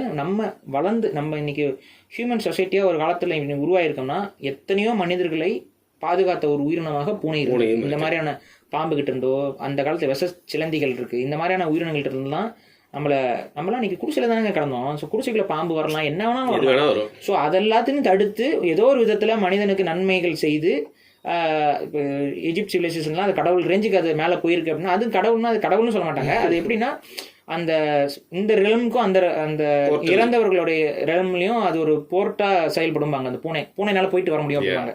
ஏன்னா இது நைட்டும் போயிட்டு காலையிலும் போயிட்டு என்ன காலையில் பண்ணுது, என்ன செய்யுது, எங்கே திங்கிது பண்ணுது ஒன்றுமே தெரியல, ஒரு மிஸ்டிக் கிரியேச்சராகவே இருந்தாலும் அந்த ஒரு கேரக்டர் வந்து அந்த விஷயத்துக்கு அவங்க பொறுத்துறாங்க. வேறு லோகத்துக்கு போயிட்டு வரக்கூடிய ஒரு உயிரினம் மாதிரி மாஸ்டர் அப்படின்னு. ஸோ இதுதான் பூனைகளுடைய குணம். ஸோ பூனைகளை வளங்க, முடிந்த வரைக்கும் அடாப்ட் பண்ணி வளங்க. அப்படி அடாப்ட் பண்ணி வளர்க்குற பூனைகளுக்கு ப்ராப்பரான மெடிக்கல், அதுக்கு நீங்கள் வந்து பூனைக்கும் ரேபிஸ் வரும். நிறைய பேருக்கு தெரியாது இது. பூனைக்கும் ரேபிஸ் வரும், எல்லா பாலூட்டிக்கும் ரேபிஸ் வரும், உங்கள் வீட்டில் நீங்கள் வளர்க்குற ஹாம்ஸ்டருக்கும் கூட ரேபிஸ் வரும். ஸோ அதனால இந்த ரேபிஸ் இது எல்லாத்தையும் புரிந்து கொண்டு அதுக்கு தகுந்த மாதிரியான ப்ரிகாஷன்ஸோட, அதுக்கு தேவையான வேக்சினேஷன்ஸோட நீங்கள் அதை கரெக்டாக வளங்க. அப்படி வளர்க்கும் பொழுது எந்த விதமான பிரச்சனையும் பூனை பெருசாக தரப்போறதில்ல. பூனை வந்து இயற்கையாகவே சுத்தம்ங்கிறனால நீங்கள் வந்து அது அசுத்தமாயிருமோ இது மோன்னு இல்லை. இன்னொன்று, இந்த பூனைகள் வந்து அடிக்கடி சுத்தம் பண்ணதில்ல. முடி அதிகமாக இருக்க பூனைகிட்ட ஒரு மைனஸ் இருக்குது, அதை நான் சொல்லி ஆகணும். அதுக்கு வந்து இந்த முடியை உடம்பு சுத்தம் பண்ணிட்டு இருக்கனால முடி வயிற்றுக்குள்ள போயிட்டே இருக்கும். அப்போ என்ன ஆகும்னு பார்த்தீங்கன்னா, அது வயிற்றுக்குள்ள போயிட்டு அதோட டைஜஷன் இதில் வந்து ஒரு பால்ல ஒரு மாதிரி நீளமாக ஒரு மாதிரி அதோட வயிற்றுக்குள்ள ஃபார்ம் ஆயிரும். ஒரு நாள் அதை கக்கும், நீங்க பார்த்துட்டு பயந்துருவீங்க, அதுக்கு வாயிலிருந்து என்னடா கருப்பா வருது அப்படின்ட்டு. அதுக்கு அது வேற எதுவும் இல்லை, அதோட முடிதான். ஆமா, அந்த மாதிரி தான் இருக்கும். ஆனா கக்கும் அது. அந்த முடி அதிகமா இருக்க பூனைக்கும் வரும், சின்ன நார்மல் பூனைகளுமே அதை பண்ணுமா. ஆனா நம்ம நாட்டு பூனைங்க அதை வந்து யார் கண்ணிலையும் பண்றது இல்லை, வெளியில போய் எங்கே பண்ணுது. நம்ம லிட்டர் பாக்ஸ்ல ட்ரெயின் ஆன பூனைங்க அங்கேயே தான் அதை பண்ணும். ஸோ அதனால நிறைய பேர் பயந்துருவாங்க, வாமிட் எடுக்குதோ அது. பட் அதெல்லாம் நார்மல் தான் பூனைகளுக்கு. பூனைக்கு இந்த வரைக்கும் அன்ஹெல்த்தியாக மாறல. நாய்கள் நிறைய அன்ஹெல்த்தியாக இருக்குது. ஏன்னா நாய்களில் நம்ம மனுஷன் உள்ள ரொம்ப இன்டர்ஃபியர் ஆகிட்டான். பூனைகளில் மனுஷன் ரொம்ப இன்டர்ஃபியர் ஆகலை. இது வரைக்கும் இருக்கக்கூடிய ப்ரீட்ஸும் கூட நேச்சுரல் செலெக்ஷனில் தான் இருந்திருக்கு. ஓவர் ப்ரீடிங்கும் மனுஷனும் அதை பண்ணலை. இயற்கையாகவே ஓவர் ப்ரீட் ஆகக்கூடிய தன்மை அதுக்கு இருக்கிறனால அதுவே நிறைய குட்டிகள் போடும். அதுக்கான ரீசன், பல குட்டிகள் அதில் பிழைக்காது. அந்த சர்வைவல் ரேட்டு பூனைகள் ரொம்ப கம்மி. அதனால அதிக குட்டிகள் அது போட்டு பழகி இருக்கு. ஸோ இது இன்னும் ஓவர் ப்ரீடும் ஆகலை. அதுக்கு தகுந்த ஒரு எண்ணிக்கையில் தான் இப்போ உலகம் முழுக்க இருக்குது. முடிஞ்ச வரைக்கும் உங்கள் தெருவில் பார்க்கக்கூடிய பூனைக்குட்டிகளை அதை அம்மா கிட்டேருந்து பிரிச்சுட்டு வராங்க. அது அம்மாவே நல்லா தான் பார்த்துக்கும். உங்களோட அம்மா இல்லாமல் சில டைம்ஸ் இந்த மாதிரி சில சைக்கோ பேட்ச் என்ன பண்ணுவாங்கன்னா, வளர்க்க முடியாமல் கொண்டு போய் ரோட்டில் விடுவாங்க. அந்த மாதிரி ரோட்டில் விழுகிறது தான் அதிகமாக கண்ணில் படும். ஏன்னா பூனையோட மதர் வந்து ரொம்ப கேரிங்கான பேரண்ட். அது அவ்வளோ சீக்கிரம் உயிரை கொடுத்து கூட இது பண்ணும், குட்டிகளெல்லாம் அபேண்டன் பண்ணாது. அப்படியே மீது ஒரு குட்டி ரோட்டுக்கு வருதுன்னா ஏதோ ஒரு மனித சைக்கோ வந்து உள்ள இன்வால்வ் ஆகிருக்குன்னு அர்த்தம். அந்த மனித சைக்கோ சுயநலத்தோட அந்த குட்டிகளை தூக்கி ரோட்டில் போட்டிருக்கு. ஸோ அதில் நீங்கள் தாராளமாக எடுத்து வளங்க. எடுத்தோடனே பூனைக்கு வந்தோடனே நான் பால் கொடுக்க போகிறேன் அப்படின்னு சொல்லி கொடுக்காதீங்க. மாட்டுப்பால் எடுத்தோடனே பூனைக்கு கொடுத்தீங்கன்னா வயிறு ஆகும். அதுக்கு கேட்டுக்குன்னு தனியாக ஃபார்முலா இருக்கும். அது நீங்கள் நார்மலாக வெட்டினரி இதில் கேட்டிங்கன்னா, ஆமாம், அந்த பால் வந்து பால் போடுற மாதிரி இருக்கும். அதை குடிச்சிடாதீங்க, நல்லா இருக்கே அமுலில் செய்கிறாங்களான்ட்டு. ஸோ அதை அந்த ஃபார்முலா கிடைக்கும், அதை வாங்கி கொடுக்கலாம். ரொம்ப குட்டியாக இருந்தா இல்லை, ஓரளவுக்கு பெருசாக அதனால சாலிட் ஃபுட்டை சாப்பிட்ற மாதிரியான குட்டி அப்படிங்கிற மாதிரி இருந்துச்சு அப்படின்னா, அந்த ஸ்டேஜில் நீங்கள் பார்க்குறீங்க கொஞ்சம் நடக்கிற மாதிரி நல்லா கொஞ்சம், அதாவது பூனையில் வந்து குட்டி உருண்டையாக இருக்கிற மாதிரி ஒரு ஃபீல் இருக்கும். அதுதான் ரொம்ப குட்டி. அது கொஞ்சம் நீளமாக எலாங்கேட்டடான ஃபார்மில் இருக்குது அப்படின்னா அதுக்கு ஓரளவுக்கு சாலிட் ஃபுட்டாக சாப்பிட்ற ஸ்டேஜ் வந்துடுச்சு.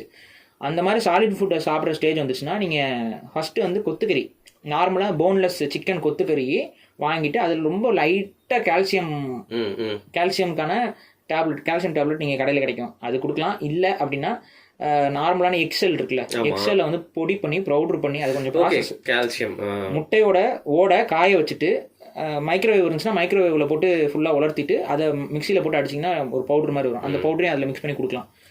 உங்களுக்கு கால்சியம் டேப்லெட் தனியாக வாங்கக்கு சங்கடமாக இருக்குது அப்படின்னா, சங்கடமாக இருக்குன்னா அது இதை விட சீப்பு. உங்களுக்கு செல் கேல் டேப்லெட்லாம் இன்னும் சீப்பாக கிடைக்கும். அதில் காவாசி டேப்லெட் போதும். அந்த கறியில் கொஞ்சம் மிக்ஸ் பண்ணிவிட்டு கொடுங்க. ஏன்னா நீங்கள் வெறும் கறியாக ப்ரோட்டீனாக மட்டும் கொடுக்கும்போது கால்சியம் லேக்கிங் வந்துடும். அதுக்கு அதனால சொல்லிடுது கொடுங்க. அதை அதனால சாப்பிட முடியும். எந்த குட்டியாக இருந்தாலும், கண்ணு திறக்காத குட்டியாக இருந்தால் கூட அந்த சாலிட் ஃபுட் அதனால சாப்பிட முடியும். ஓகே, உங்களோட நிறைய பேர் பயப்படுறாங்க, நம்ம கறியை கொடுத்துட்டா அது சாப்பிடுமா இது பண்ணுமா. அது ஆக்சுவலாக அதுதான் அதோட சாப்பாடு. அதனால நீங்கள் தாராளமாக கொடுக்கலாம். குட்டிக்கு மட்டும் போன்லெஸ்ஸாக நல்ல கறியை வந்து மின்ஸ் பண்ணி கொடுங்க. அதாவது கொத்துக்கறி இல்லைன்னா நல்லா அடிச்சிருங்க. மிக்சியில் அடிக்க தேவையில்லை, இந்த கல் மாதிரி ஏதாவது போட்டு அடிச்சுன்னா நஞ்சிடும். அதனால் நஞ்ச கறி கொடுங்க. அது ஏன் நஞ்ச கறி கொடுக்க சொல்கிறேன்னா, இயற்கையில் என்னென்னா இந்த பூனையோ நாயோ அது தான் குட்டிக்கு வந்து எப்படி ஃபீட் பண்ணும் சாலிட் ஃபுட் அப்படின்னா, அது ஃபர்ஸ்ட் சாப்பிட்டுட்டு கக்கும். நம்ம அதே போல் சாப்பிட்டு கக்க முடியாது. ஸோ இந்த மாதிரி நீங்கள் கொடுக்கலாம். அதை கொடுங்க, அது அழகாக சாப்பிடும். நல்ல எந்த பிரச்சனையும் இல்லாமல் ஒரு 15 நாள் 20 நாளில் பைப்பில் நல்லா தேறிடுவார். அதுக்கப்புறம் நீங்கள் வந்து இதெல்லாம் அரைச்சி கொடுக்கணும்னு அவசியம் இல்லை. நீங்கள் வந்து நார்மலான சிக்கனு நார்மலான இது அப்படியே போட்டிங்கன்னா கூட அழகாக உட்காந்து சாப்பிட்ரும். ஸோ எந்த பிரச்சனையும் கிடையாது. ஒன்ஸ் வளர வளர நீங்கள் இந்த வித் போனோட வித் இதோட ரா ஃபிஷ் இதெல்லாம் நெத்திலி இதெல்லாம் கொடுக்க கால்சியம் எல்லாமே கம்ப்ளீட்டாக இருக்கும், அது வந்துடும். ஸோ அழகாக போயிடும். மீன் கொடுத்தீங்கன்னா அதில் இருக்கக்கூடிய அந்த சில அமினோ ஆசிட்ஸ்லாம் வந்து பார்த்திங்கன்னா அதோட முடிக்கலாம் அந்த சைனிங் கொடுத்து சும்மா அப்படியே அதெல்லாம் தகன்னு மின்னும். அழகாக ரொம்ப அழகாக நீங்கள் பூனையை வந்து பியூராக எந்த ஸ்மெல்லு இது இன்னொன்று நான்வெஜ் சாப்பிட்றதுனால இந்த பூனைகள் உடம்புலேருந்து வாடை அடிக்கணும்னு நினைக்காதீங்க. உங்களோட தயிர் சாதத்தை சாப்பிட்ற பூனையை விட பியூர் நான்வெஜ் சாப்பிட்ற பூனை அழகாக இருக்கும், அறிவாக இருக்கும், பண்பாக இருக்கும், அன்பாகவும் இருக்கும். இதுதான் உண்மை. அதோட சைக்காலஜிக்கலில் கரெக்டாக இருக்கும், எந்த விதமான அக்ரஷனும் இல்லாமல். நீங்கள் தயிர் சாதம்லாம் போடும்போது அந்த அக்ரஷன் இதெல்லாம் வரும். ஏன்னா அது சாப்பாடு ஒழுங்காக கிடைக்கிறதில்ல, நியூட்ரிஷன் இம்பேலன்ஸ் ரொம்ப அதிகமாக இருக்கும் அந்த உடம்புல. ஸோ அப்போ தான் அது தனியாக வேட்டையாடணுங்கிற எண்ணம் இதெல்லாமே அது அதிகரிக்குது. ஸோ இதெல்லாம் நீங்கள் கரெக்டாக வளர்த்திங்கன்னா பூனை வந்து ரொம்ப அழகாக சூப்பராக வளர்ந்து நிற்கும். எந்த விதமான எக்ஸ்டர்னல் நாய்க்கு இருக்கக்கூடிய நோய்கள் கூட பூனைக்கு அதிகமாக கிடையாது. தாராளமாக நீங்கள் வளர்க்கலாம். இன்னொன்று, பூனையோட லைஃப் ரொம்ப அதிகம் நாயை விட. நிறைய பேருக்கு தெரியறதில்ல. உங்களுக்கு நாய் வந்து 10+ இயர்ஸ், நம்ம நாட்டு நாயெல்லாம் வந்து பார்த்தீங்கன்னா 15 வரைக்கும் வரதுக்கு வாய்ப்பு. பூனை வந்து ஆவரேஜாகவே 16 வயசு 14 15 தாண்டிலாம் கூட போயிருக்கு. நிறைய 20 வயசுக்கு மேலாம் பூனைகள் இருக்கு. ஸோ 25 வயசுக்குலாம் பூனைகள் இருக்கு. அப்போ அது புரிஞ்சுக்கோங்க. ஸோ ஒரு 20 வயசுக்கு வரைக்கும் ஒரு கமிட்மெண்ட்டை நீங்கள் எடுத்து வளர்க்குறீங்க அப்படிங்கிறத மனசில் வச்சுக்கோங்க. பூனைக்கு மேக்ஸிமம் அதோட ஃபுல் ஏஜ்லேயே சாகிறது இல்லை, ஏதாவது பிரச்சனை இஷ்யூவில் தான் சாகும். ஸோ அதனால் வந்து கேப்டிவில் இருக்கக்கூடிய ஒரு பூனையோட ஆயுஸ் வந்து எனக்கு தெரிஞ்சு ஒரு 20-25 வயசு வரைக்குமே தாராளமாக அது வரும். நீங்கள் அது கரெக்டாக முறைப்படி வளர்த்துக்கிட்டு வந்தீங்கன்னா, அதுவும் நல்ல இந்த மாதிரியான கரெக்டான ரா ஃபீடிங்கு, அதுக்கான கரெக்டான சப்ளிமெண்ட்ஸ் இதெல்லாம் கரெக்டாக கொடுத்தீங்கன்னா பெரிய கமிட்மெண்ட். அது பெருசாலாம் இல்லை, டைம் கமிட்மெண்ட். நீங்கள் உங்களுக்கு ஒரு விஷயத்தை புரிஞ்சுக்கணும், அவ்வளோதான். இது எப்படி வாழ்க்கை இருக்குது அதுக்கு அப்படின்னு புரிஞ்சுட்டு அதுக்கு தகுந்த மாதிரி கொடுத்துட்டு இருந்தீங்கன்னா ரொம்ப அழகாக அந்த பூனை வளர்ந்து நிற்கும். ஓகே, நீங்கள் நியூட்ரல் பண்ணி வச்சுக்கிறது பெட்டர். ஏன்னா குட்டி போடணும்னா அது பயங்கரமாக போட்டுகிட்டே இருக்கும். அதுக்காக ஏன்னா உங்களால் பெருசாக கண்ட்ரோல் பண்ண முடியாது, என்னதான் பூனைனால எப்படி இருந்தாலும் நழுவி ஓடிடும். ஸோ ப்ரீடிங் சீசன் அப்போல்லாம் வந்து ஊர் சுற்ற ஆரம்பிக்கும். ஸோ இதெல்லாம் இருக்கக்கூடாது, நீங்கள் ஃபீல் பண்ணீங்க அப்படின்னா நியூட்ரல் பண்ணிக்கலாம். அது ஒரு தனிப்பட்ட விருப்பம். Right rice. இப்போ பார்த்தீங்கன்னா பூனை குறுக்கால வந்தால் பல பேருக்கு வந்து பிடிக்காது. பட் பூனை குறுக்கால வந்துச்சுன்னா கார்த்திக் லைஃப்ல ஜெஸி வந்த மாதிரி வந்து ஒரு நல்ல விஷயம் அப்படின்னு நினைங்க. தேவையில்லாத மூட நம்பிக்கையெல்லாம் வந்து பூனையை பார்த்து வேணாம். சும்மா கருப்பு பூனையை பார்த்தா கல்லு நிறைய பேர் அதுக்கு ஒரு ரீசன் சொல்லிடுறேன். கருப்பு பூனை உள்ள வந்துச்சுன்னா அப்படின்னா அந்த கருப்பு பூனைங்கிறது பின்னாடி வந்து டேர்ம். பூனை குறுக்கால வந்துச்சுன்னா பயணத்தை தடுக்கிறாங்க அப்படின்னா அதுக்கு ரீசன் என்ன அப்படின்னா, நீங்கள் அந்த காலத்தில் வந்து பார்த்தீங்கன்னா தேர்கள், குதிரை வண்டி, மாட்டு வண்டி இதில் தானே போவாங்க. மெயினாக குதிரை வண்டியில் அரசர்கள்லாம் போவாங்க, குதிரைகளில் போவாங்க. பூனைகள் வந்து அதுவும் நம்ம வீட்டில் வளர்க்கக்கூடிய பூனைகள் எல்லாமே சப்போஸ் வந்து கண்ணில் படுது அப்படின்னா ஊர் பக்கத்தில் இருக்குன்னு அர்த்தம். ஊர் வந்து வந்துருச்சு, இதுக்கு ஊருக்குள்ளே இருக்காது, ஊரை விட்டு சுற்றி தானே சுற்றிக்கிட்டு இருக்குங்க. அப்போ ஒரு பூனை இருக்குன்னா கண்டிப்பாக அங்கே ஊர் இருக்குது. அப்போ ஊர் பக்கத்தில் வந்துருச்சுன்னா நம்ம வந்து குதிரை தேரையோ ரொம்ப வேகமாக செலுத்தக்கூடாது. செலுத்தணும்னா யாராவது குழந்தை கூட நாளைக்கு குறுக்கால டக்குன்னு வரலாம். இன்றைக்கெலாம் பிரேக் இருக்குது. இன்றைக்கி வந்து நீங்கள் கார் இருக்குது, பிரேக் இருக்குது, ஸ்கிட் அடிச்சு அப்படியே இந்த ஃபாஸ்ட் அண்ட் ஃபியூரியஸில் பிரேக்கை போட்டு அப்படியே சுற்றிட்டு போய் நிற்பீங்க. நிற்கலைன்னா காசு இருக்குது, இப்போ திமிர் இருக்குது, போலீஸ் கார் இருக்குதுன்னு 2 மேலே பேர் ஏற்றிட்டு போயிட்டு கட்டுரை எழுதிட்டு விட்டுருவீங்க. ஸோ இந்த மாதிரிலாம் நடக்குது, இன்றைக்கி நம்ம ஊரில் நடக்குது நான் சொல்கிறேன். அப்போ ஆனால் அன்றைக்கி அப்படி கிடையாது. அது ராஜாவே இருந்தாலும், இங்கே மனுநீதி சோழன் ஆண்ட மண் இது, தான் பையனாகவே இருந்தாலும் மாட்டு கன்றுக்குட்டியை கொன்னா தண்டனை உண்டு, அவனுக்கும் மரண தண்டனை உண்டு, தானே போய் வண்டி ஓட்டிட்டு போய் இடிப்பான். ஸோ அந்த மாதிரியான ஒரு கல்ச்சர்லேருந்து வந்ததுனால இந்த பூனை குறுக்கால வந்தால் ஸ்பீடை கம்மி பண்ணிக்கணும், ஊர் வருது அப்படிங்கிற ஒரு உளவியல் தான் அது இருந்தது. அது கூட இந்த கருப்பு பூனைகளை வந்து இந்த மாந்திரிகத்திற்கு பயன்படுத்துகிற ஒரு சில விஷயங்கள் வந்து கேரளாவில் இருக்குது. அந்த கேரளாவில் அது ஒரு கல்ச்சர் இருக்குது. ஸோ இது ரெண்டையும் அப்படி மிங்கிள் பண்ணி கருப்பு பூனை கிராஸ் ஆச்சுன்னா வந்து அது வந்து கெட்டது அப்படிங்கிற மாதிரி ஒரு இதை பண்ணிட்டு வீட்டில் வளர்த்துட்டு இருப்பாங்க. அவனாது அந்த பூனை கிராஸ் ஆனால் அது மேலே எரிஞ்சு விழுந்துட்டு, நம்ம வீட்டில் வளர்க்குற பூனையை கிராஸ் ஆச்சுன்னா அது சுற்றி கிராஸ் ஆகிட்டு தான் இருக்கும். எவ்வளோ க்யூட்டாக விளையாடுது அப்படின்னு நிறைய பேர் கருப்பு பூனையை வீட்டில் வளர்க்குறதுக்கே பயப்பட்டு கருப்பு பூனையில அதிகமாக நீங்கள் வீட்டிலே இருக்கும். நீங்கள் இப்போ நீங்கள் பாருங்கள், கருப்பு பூனையை கண்ணில் அதிகமாக படாது.